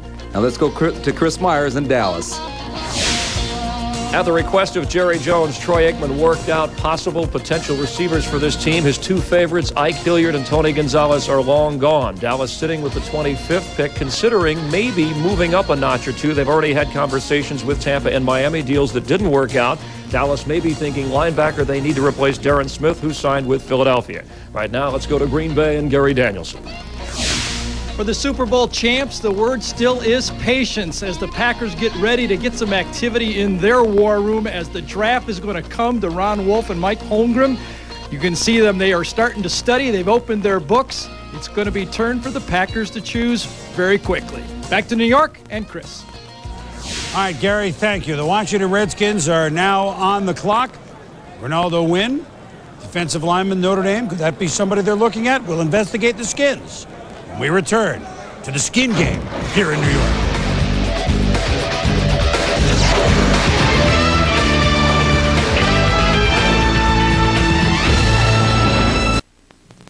Polaroid presents the NFL Draft Snapshot. Desmond Howard capped his senior year at the University of Michigan by winning the Heisman Trophy before entering the '92 NFL Draft. The Washington Redskins select Desmond Howard, wide receiver from Michigan. Howard, the 4th overall selection, played 3 years in Washington but averaged only 22 catches a year. Jacksonville selects wide receiver from the Washington Redskins, Desmond Howard. He played 1 year with the expansion Jaguars, catching 26 balls and scoring only 1 touchdown before signing with the Pack in '96, where he set the NFL record for punt return yards and capped the year with a touchdown and Super Bowl MVP honors. But Howard will not return, signing with his 4th team in March. I'm so happy to become a Raider today and meet Coach Bugle, and it's been great. Desmond moving on to the Raiders. That was the pick that didn't work out for the Skins, but certainly did for the Packers this last season. Well, Washington Redskins have about 7 minutes to go on the clock with their first-round pick, 17th overall. Let's join now by our Sprint video conference call. The head coach of the Cincinnati Bengals, Bruce Conslett, and Coach, welcome. And Hi, Chris. How you doing? How are you? Fine. I imagine you feel you could push the envelope now a little bit on the defensive wall with Big Daddy Copeland, and certainly Raynard Wilson. He's wrestled with alligators. So linemen should be no problem, right? He's got to tackle Jaguars and Ravens, but I think he'll do fine in our system. Of course, we're going from a 4-man line to a 34 defense, so we need linebackers, and we're going to play him at outside linebacker, and we'll see what happens. Well, you're one of the few teams that'll play 3-4. I mean, it's almost that was the vogue for a while, but now there are very few that play this. Does this give you an advantage, maybe, and teams don't see a defense like this that much? I think it does, and I've got Dick LeBeau back here to run the 34 defense. Of course, he's been in Pittsburgh for the last 4 or 5 years, and they've had some pretty good success using it. No question about that, and I think Carolina, it's worked also. You're in a division that, it's in a little state of flux. Obviously, Pittsburgh, big-time team. Obviously, Jacksonville, but I mean, Houston, this could be a tough division this year, isn't it? I think it will be. I really do. Jacksonville ran a long ways with it last year, almost went to the dance, and Pittsburgh's been a power. Houston with McNair coming in, us, we hope we're going to elevate, and Baltimore's done some good things in this draft too. We have to block Raynard's bookend bullwear guy, so it's going to be an interesting season. It really is.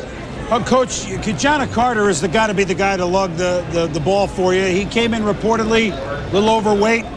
What do you see from him, and was he overweight, and have you had a conversation, and is he ready to roll? Well, he will be. Yeah, we had a conversation, and it was, we always have our little opening camp down in Orlando on April 1st, and he was a little heavy, but he's working hard now, and we expect him second year off of a major knee injury to come in here and be the guy. We've lost Garrison Hurst, so we're counting on him, and so are his teammates.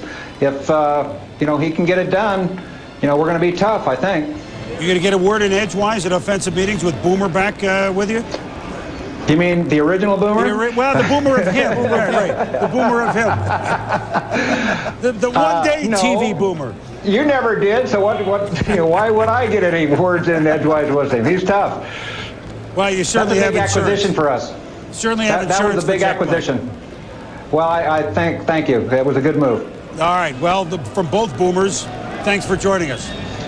Okay, Chris, thanks. All right, Coach, thank you very much. And we'll be back to the Bengals a little bit later. And now the Redskins have about 4 minutes to go. And, Joe, they got to have D, and really D-line, doesn't it? I think it is D-line. I feel like they can get value. They're probably, the reason why they're taking so much right now, they're probably working on a deal. I feel pretty comfortable that they're trying to trade this spot out. But you take a look at what they did defensively. Again, Chris, when you look at the far right column when things are happening, 28th in total yards, 30th in yards rushing, 29 and 20th in yards passing.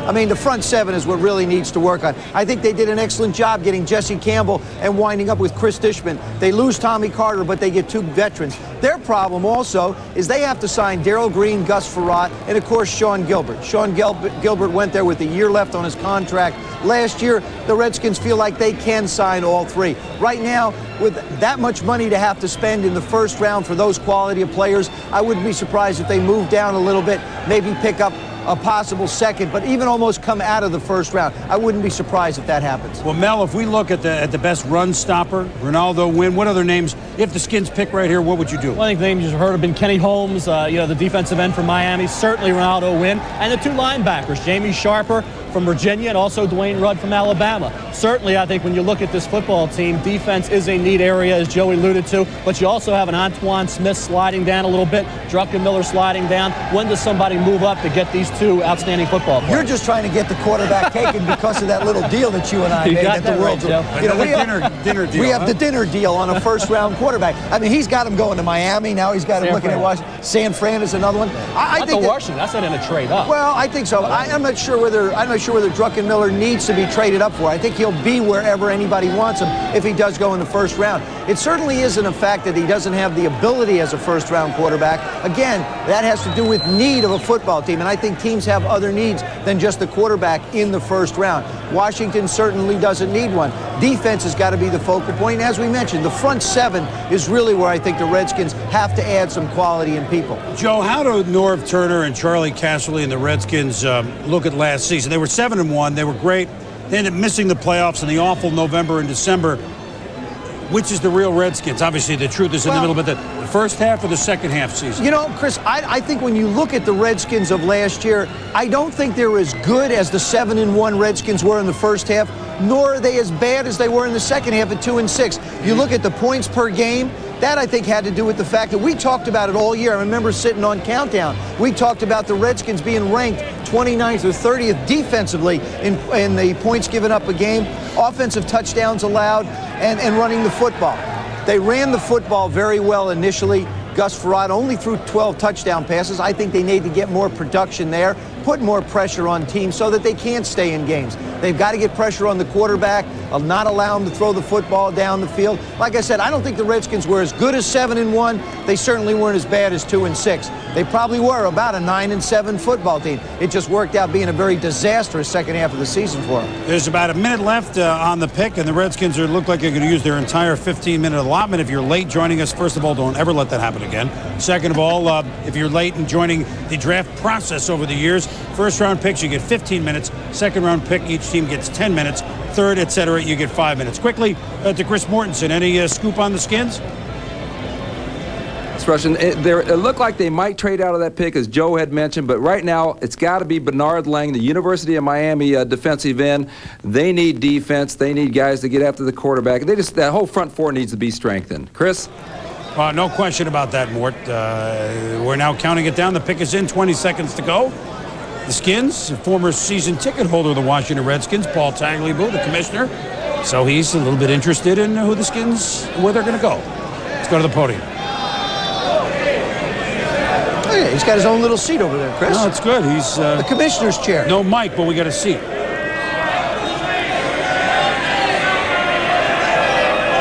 With the 17th pick in the first round, the Washington Redskins select Kennard Lang, defensive end, University of Miami. Yeah, Mortimer had it. Like that pick, Mel? I thought, Sharper would have fit in a little bit better myself. I think Lang was down the road just a bit. Holmes, they decided to go over to the other teammate of Kennard Lang, Kenny Holmes, and take Kennard Lang. I thought he was a little stiff for a big guy coming off the corner. Not quite as agile, as athletic as some of the other guys, but he had a great triangle numbers. Computer numbers were outstanding. He certainly has the size and the physical ability you're looking for. Very experienced. I didn't think he was quite as crafty as Kenny Holmes was getting after the quarterback, but a guy very experienced in that four-man front. Obviously, the Redskins have a crying need for a defensive end, Joe, and that's the direction they certainly had to go with this pick. And I think also looking here, too, Mel, is his closing ability. He runs very well, and I think that's what they want up front. They've got some very good athletes in Palmer and Sean Gilbert. The guys up front that can chase down quarterback, they have them. I think they're going to count on him to play. I don't necessarily think they want him to step in right away and jump out and do great things. I think he's the kind of guy you can bring along and give a chance to work into a system. But again, it's a good choice for the Redskins. They took a long time listening to a lot of deals, and this one seemed to work out best for him, taking the player. Well, and Kennard Lang now from Miami of Florida. We've had 4 straight, 5 of 6, and 8 of the 17 first-round picks from the Florida colleges, Miami of Florida, Florida and Florida State. We haven't even heard from Stetson yet, so who knows how many other first-rounders can come in, right? Let's go back up to Chris Fowler and company. Where's Stetson in this process? Well, Chris, Stetson's not in the state of Florida, but you want to know why?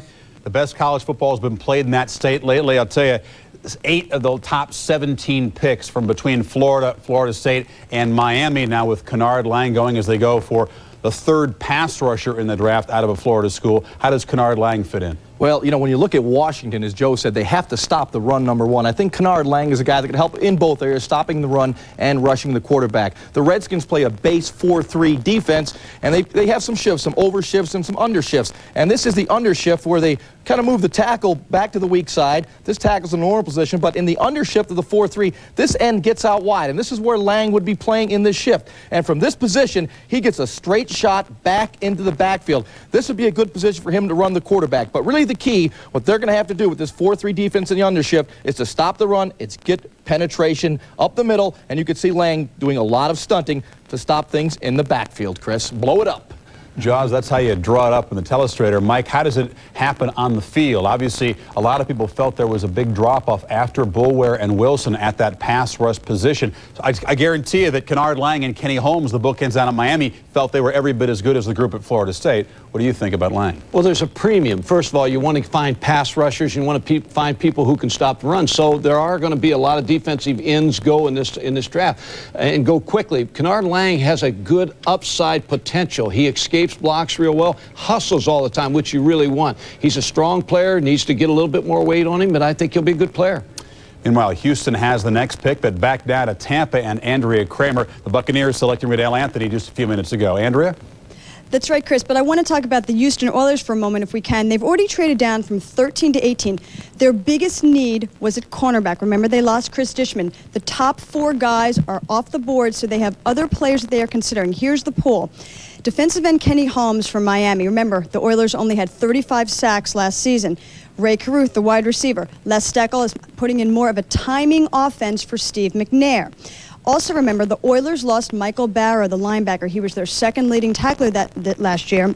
So they're considering linebacker Dwayne Rudd from Alabama.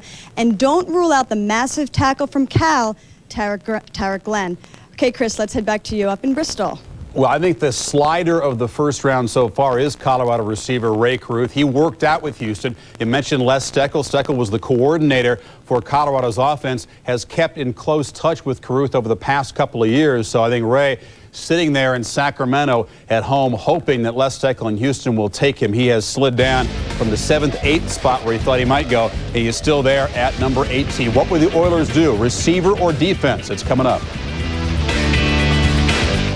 Welcome back to the draft, and one of the fun things about the draft is everybody's an expert, which is why we offered this Sports Zone question. Which of the following players should not have gone in the top 10? Tom Knight got 40% of the vote. Knight did the choice, the corner for Arizona. Chris Nioli, 35% of the vote. That was Mike Ditka's pick with the New Orleans Saints, the guard. And Ike Hilliard, kind of a surprise with 25% of the Giants. The beauty about that is that everybody has opinions. And we'll be polling you all afternoon. And but I don't know that the teams in the war room are really zoning in on what the people in the Sports Zone think. But you know what? It's fun. It's conjecture. It's not a perfect science, that's for sure. Let's go up to a man that understands the world of science. Tom Jackson, Kennard Lang, defensive end Miami. You like him? Well, Chris, I like him a lot. I think the first thing you need to talk about is a couple of the dynamic duos that we see in this draft, Renard Wilson and Peter Boulware. The same thing exists between Kenny Holmes and Kennard Lang at Miami. It's very difficult to take a playoff if the guy on the other side of the field is going 100 miles an hour. This is another guy who has good technique, good speed off the corner. He's able to shorten the corner a lot. I think the one thing that these guys have to work on in terms of technique, and have Sterling step in here a little bit, if you're working on the end and the guy blocks down, whether it be a tight end or whoever, once you come around that corner, you want to look immediately down the football field, find out who's coming at you. Is it the guard trying to log you? You have to work your way outside. Is it the off guard coming and trying to kick out, in which case you have to stabilize? A little bit harder for me to do against Sterling right here. But I think that one of the things you're going to find all these kids they bring a little bit technique than you would normally, but I think they're still going to have to work on it that first year. All right, guys, best 2 out of 3 falls to curfew up there. Let's go down to Chris Mortensen with Jimmy Johnson in Miami. Mort? I am with Jimmy Johnson. Jimmy, you didn't trade the pick, but you did end up with a playmaker. What about Util Green? Hey, well, before I talk about Util, y'all made me wait and watch Sterling Sharp rush the passer. You got to be kidding me. No, anyway, Util, it's truly, you hear this phrase every single draft, you say, well, we didn't think that he was going to be available at that pick, but when he fell to us, we took him. But this is a case. I thought that Util would go a little bit higher than that. We had him as the #1 receiver in the draft. He's 6'3" and he's sub 4'4". He's a playmaker, and I think you know how I feel about playmakers. And it's ironic, we had Butch Davis, the head coach at University of Miami, here with us at the draft, and we discussed Util, probably an hour before we picked him. But again, we didn't feel like he'd be there, and we had an opportunity to move down out of our pick, and that's what I thought we were going to do prior to the draft. But, with Util there, we said, hey, we got to take him because that'll help with Fred Barnett and O.J. McDuffie and, of course, Dan Marino. Is there a legitimate comparison to Michael Irvin? Well, I don't think you can compare because of the production of what Michael has done. The other thing is Util is a lot faster than Michael. He's a little bit bigger than Michael. He's a big, fast receiver that can make plays, and that's what we're looking for. But there were some questions about his durability. He missed most or all of 5 games. Well, just like a lot of these guys coming out early, they're young kids. And, I talked to Butch about this. I think the biggest thing is we've got to make sure our conditioning's, the proper type of conditioning to make sure he doesn't have the hamstring pulls. And that's where he had a little bit of a problem in college. But Util and I talked about it. We actually brought him back up here for our final recheck here just a few days ago. And so, we addressed this with our trainers and everything. I think we'll be fine. Speaking of Butch Davis, 8 of the first 17 players, University of Miami or Florida State Florida players. Well, you got great football in the state of Florida. You got 3 outstanding universities, and they're all well coached. And so you get a player from one of these 3 schools, you're going to have a well coached player that's probably one of the top athletes in the United States. All right, stay tuned. Jimmy's got 9 picks left. Let's go back to Chris Berman in New York. All right, Morton, Coach, thank you. Houston has about 4 minutes to make their pick. Indianapolis on deck. Minnesota in the hole. Back to New York at the draft. We roar on in a moment.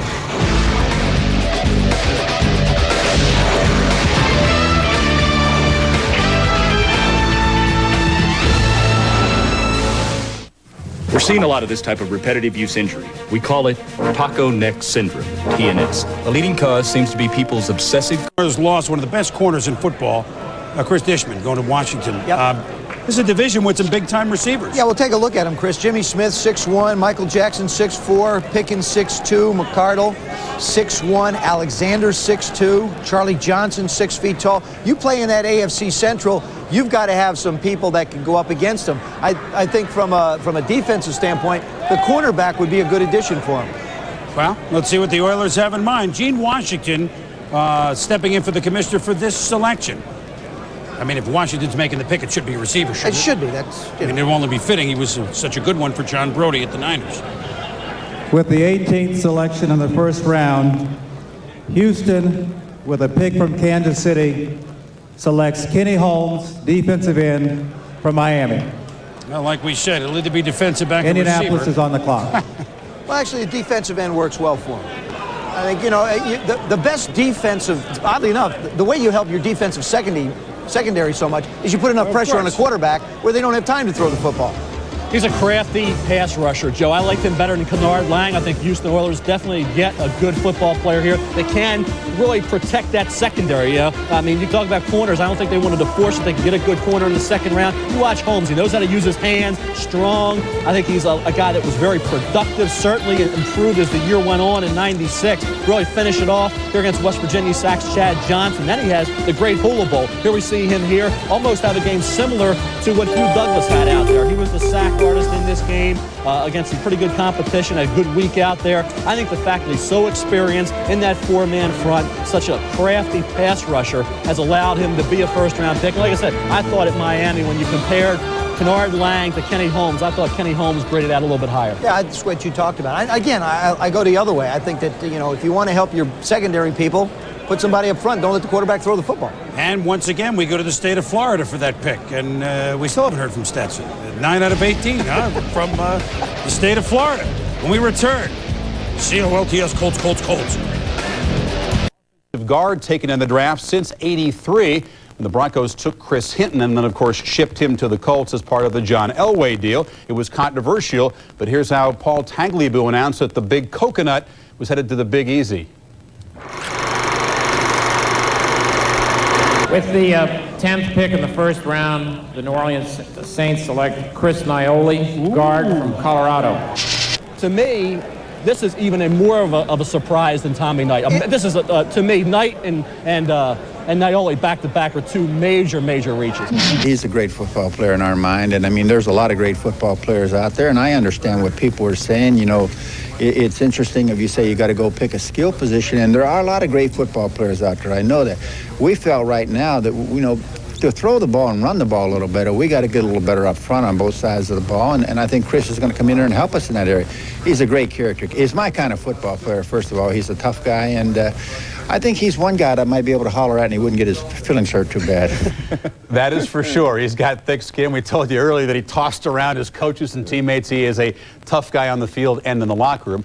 So, Jaws, Mel disagrees with Ditka. I'm going with Ditka in that battle, but where do you weigh in I'm going with the... Ditka myself, Chris. I love the pick. I love this kind of football player, and I'm glad to see the Mike Ditkas back in the game and the Dick Vermeils, the guys that want the character, the guys that want to play power football, that want to play smash mouth football, and we're going to take a look at really what the Saints are going to want to do on offense with their H-back, and they'll try to use this guy back and forth to kind of seal the backside. But when you're looking at blocking, you know, the Darrell Bushes of the world here and the Gilbert Browns of the world in that position, you got to have a guy that's 311 pounds like Chris Knightley coming off the ball and sealing that inside and creating some room for this back to hit up in there. You seal the backside, let Knightley come off the ball and block, and now you have room. I love the pick. I think it's super. I love to see these guys back in the game. The big coconut, hey, he's got a fan club already.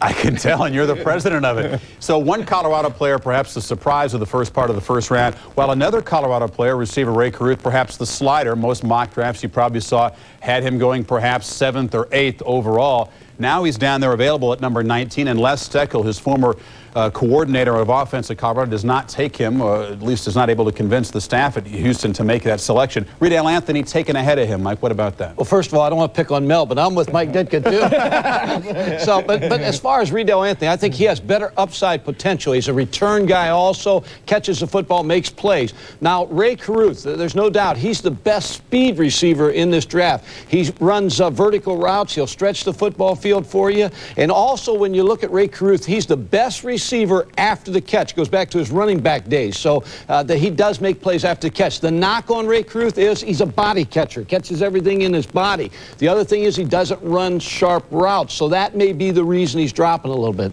How many receivers that really come out of college and can run razor-sharp routes? That's something they have to learn. Caruth says he's worked on catching the ball with his hands more. Well, Sal Palantonio has some news on the Eagles, who are scheduled to pick about 4 picks from now. Let's get down to New York and get the latest on that. Sal?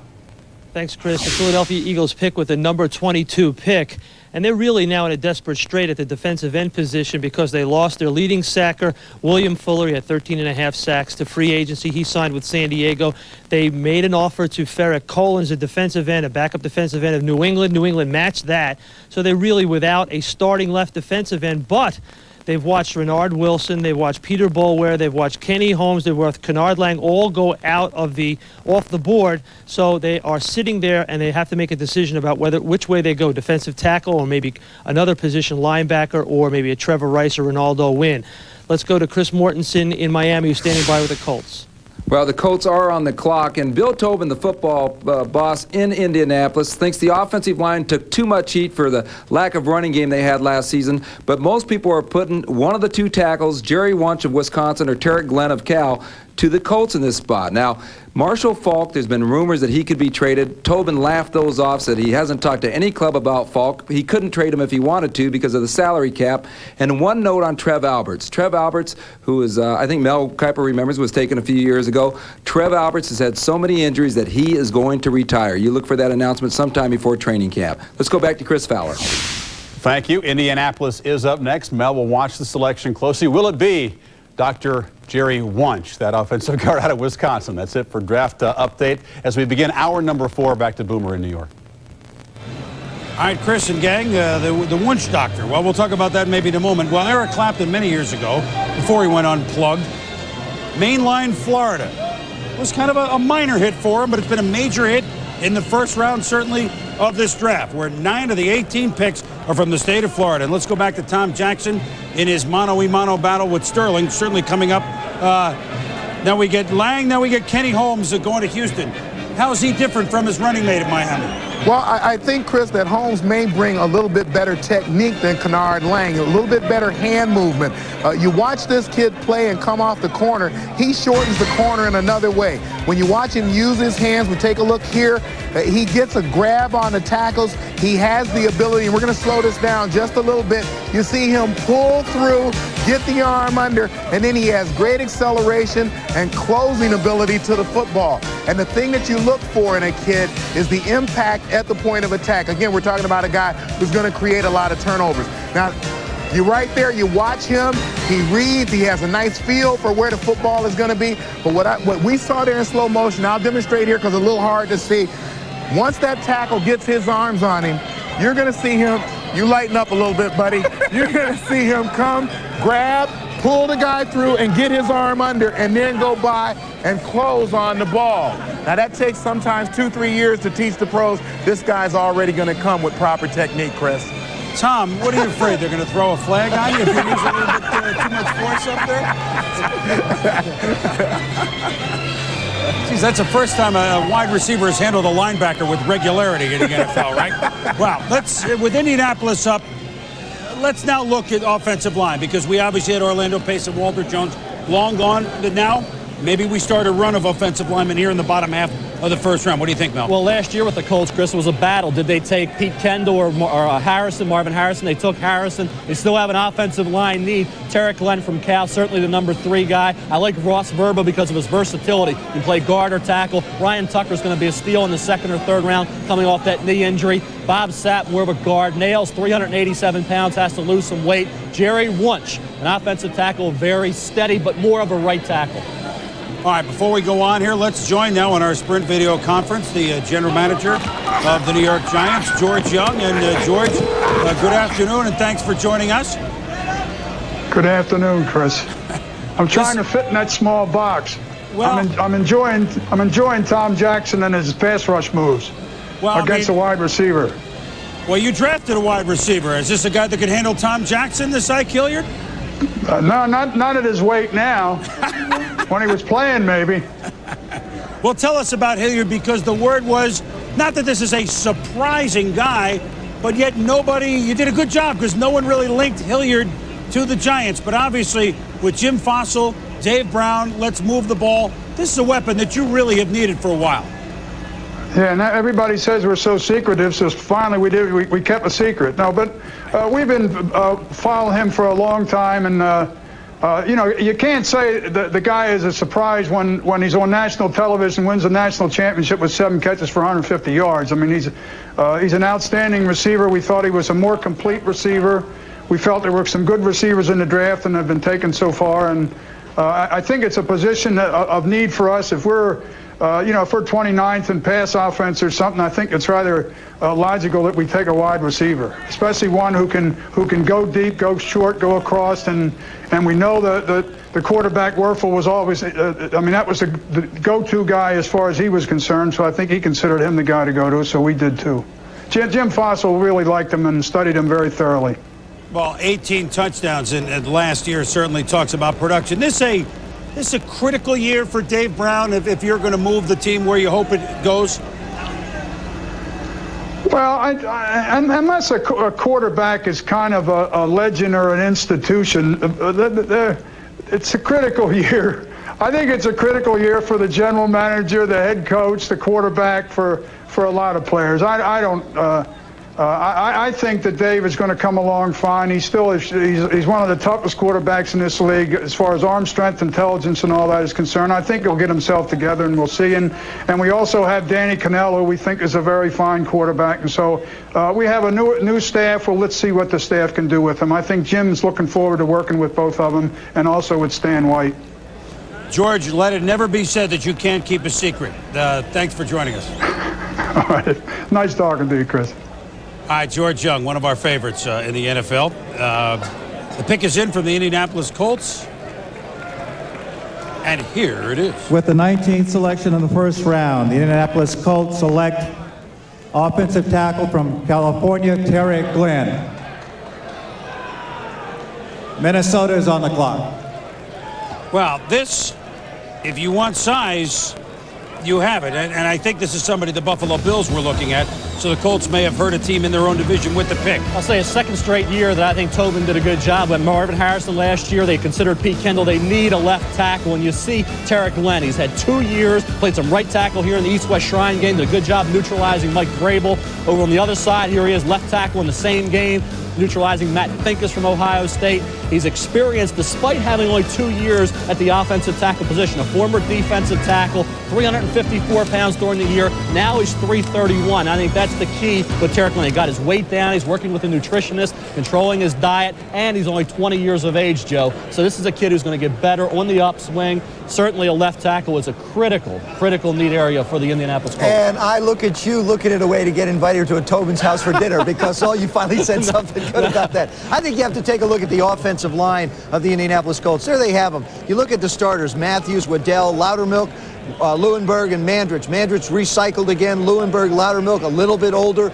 a little bit more veterans. They've lost a lot in the rushing part of the game. They were ranked 4th in 94, 11th in 95, and 28th last year. I think the 28th last year was just a little bit misleading because of the injuries to Marshall Faulk. I think the offensive line is a very good place for them to start. If you look at history of some great football teams, you look at the Chicago Bears, the New York Giants, the Washington Redskins, and now the San Francisco 49ers and the Dallas Cowboys, when their offensive line started to become depleted, that's when they struggled on offense. I think what Indianapolis is doing right now is trying to build the insurance policy that they have, and they say, look, we want to make sure that we keep the stability on the offensive line so that we can allow Jim to make plays, we can allow our receivers to make plays, and our running backs to pick up yards. And we can allow Marshall Faulk to get on the field and to gain some yards. Rumor that he might be on the trading block? We don't think so, nor should the Colts do it. Minnesota on the clock. We'll be back. Because you don't just cover a lot of miles, you cover a lot of weather. Polaroid presents the NFL Draft Snapshot. It is my pleasure to announce the winner, Eddie George, Ohio State. Winning the Heisman was just the beginning for Eddie George. With the choice just obtained, Houston Oilers select Eddie George, running back, Ohio State. The Oilers knew they drafted a good one in George, who was the 14th overall selection and the 3rd running back chosen. He helped the Oilers to an 8-8 record and was voted the NFL's Offensive Rookie of the Year, finishing the season with an impressive 1,368 yards rushing. Good for 3rd in the AFC. God forbid we have anything fall on the ground. Well, we're back at the draft, and certainly the Oilers with a great pick last year at Eddie George, just picking up where he left off as a Heisman Trophy winner and an outstanding big back for them for a long, long time, wherever it is that the team plays. Houston, or if they become the Tennessee Tuxedos. Well, Minnesota now on the board, and wide receiver here, even though Chris Carter, Jake Reed, I mean, that's not a position of need right now for the Vikes. The Vikes actually could go about 4 different ways here, Mel. They really have a lot of options. I think when you look at the Minnesota Vikings, a lot of options. Look at the wide receiver chart. We, of course, see Ray Caruth, the top wide receiver, still on the board at this point with that great speed during his workout. 75 balls thrown his way, only dropped 1 pass. Will Blackwell, I've always had as an underrated player, out at San Diego State. Junior came out early. Should be a good second-round pick. Remember, Chris Collinsworth went in the second round the same year David Verser was our 10th pick. So let's not all get wrapped up in who's the first-round picks are. They're not always successful. Kevin Lockett in Kansas City will be a nice addition, pick for them. In the second round, Connell, the best downfield blocker of the wide receivers, also underrated. Mason can be a good punt returner as well. I like Macy Brooks because of his size. Keith Poole to me is more of a Ricky Prohl type. Good number 2 receiver, or at best maybe a 3rd option. You see, Mel, but I also think you have a situation where running back becomes a very viable alternative for them. I mean, you've got Smith out there, you've still got Dillon out there. I mean, take a look at the running back positions. Sure, you signed Robert Smith for 1 year. That's just 1 year. But after that, you got Charles Evans, Leroy Hort, and Scotty Graham. Nobody really that's been able to take the ball down the field any distances for you. I would think running back could be a very good choice. It's good to have one, but Robert Smith just hasn't stayed healthy, and he also has signed just a 1-year contract. A good opportunity here in the running back position, and good value. Big guys who can carry the load. Dennis Green and company have made a big decision. They offered big bucks and gave big bucks to Brad Johnson, who impressed when he certainly had the opportunity. First, coming off the bench when Moon was hurt, and then leading the Vikings to some wins. They have a backup now by the name of Randall Cunningham. 1 year removed from the television business, now 2 years removed from the Philadelphia Eagles. Good move, Joe. Can he still play? Is he an asset here? Absolutely. I think he's a tremendous asset here. I don't have any question whatsoever. Randall Cunningham will not be a problem. He'll be a tremendous asset. I spoke to it earlier in the day. I think that football teams like Cincinnati, like Minnesota, who have gone out and signed people as veteran backups who they know can not just go in and be stopgaps, but can go in and win football games. That's going to be the biggest key here. Brad Johnson is the starter without question. Brian Billick likes his ability to make plays with his feet. Well, in Randall Cunningham, you have the same exact situation. As I've spoken to Brian Billick, what he said to me, he says, I need a quarterback that can go out and at least get 2 or 3 first downs by running the football. Certainly Randall Cunningham can do that, and also it takes tremendous pressure off the defense. I think they're in real solid shape. at the quarterback position. You've got to have two quarterbacks today in football if you want to compete. Look at the 49ers. They've had two for a long, long time. Won a number of titles that way. I think it's important. This is a great move. Well, just as Tommy and Sterling are doing battle on our gridiron, I guess the New York and the Bristol sets have had a little tete-a-tete from time to time. Jaws, Randall Cunningham. Something tells me you're not buying all this. Yeah, you know, two former number 7s, I think we disagree on this one. I really believe if the Vikings wanted 2 or 3 first downs out of Randall Cunningham running the football, make him a running back and not a quarterback. I mean, Randall, when he came in the league in 1985, I thought was going to be one of the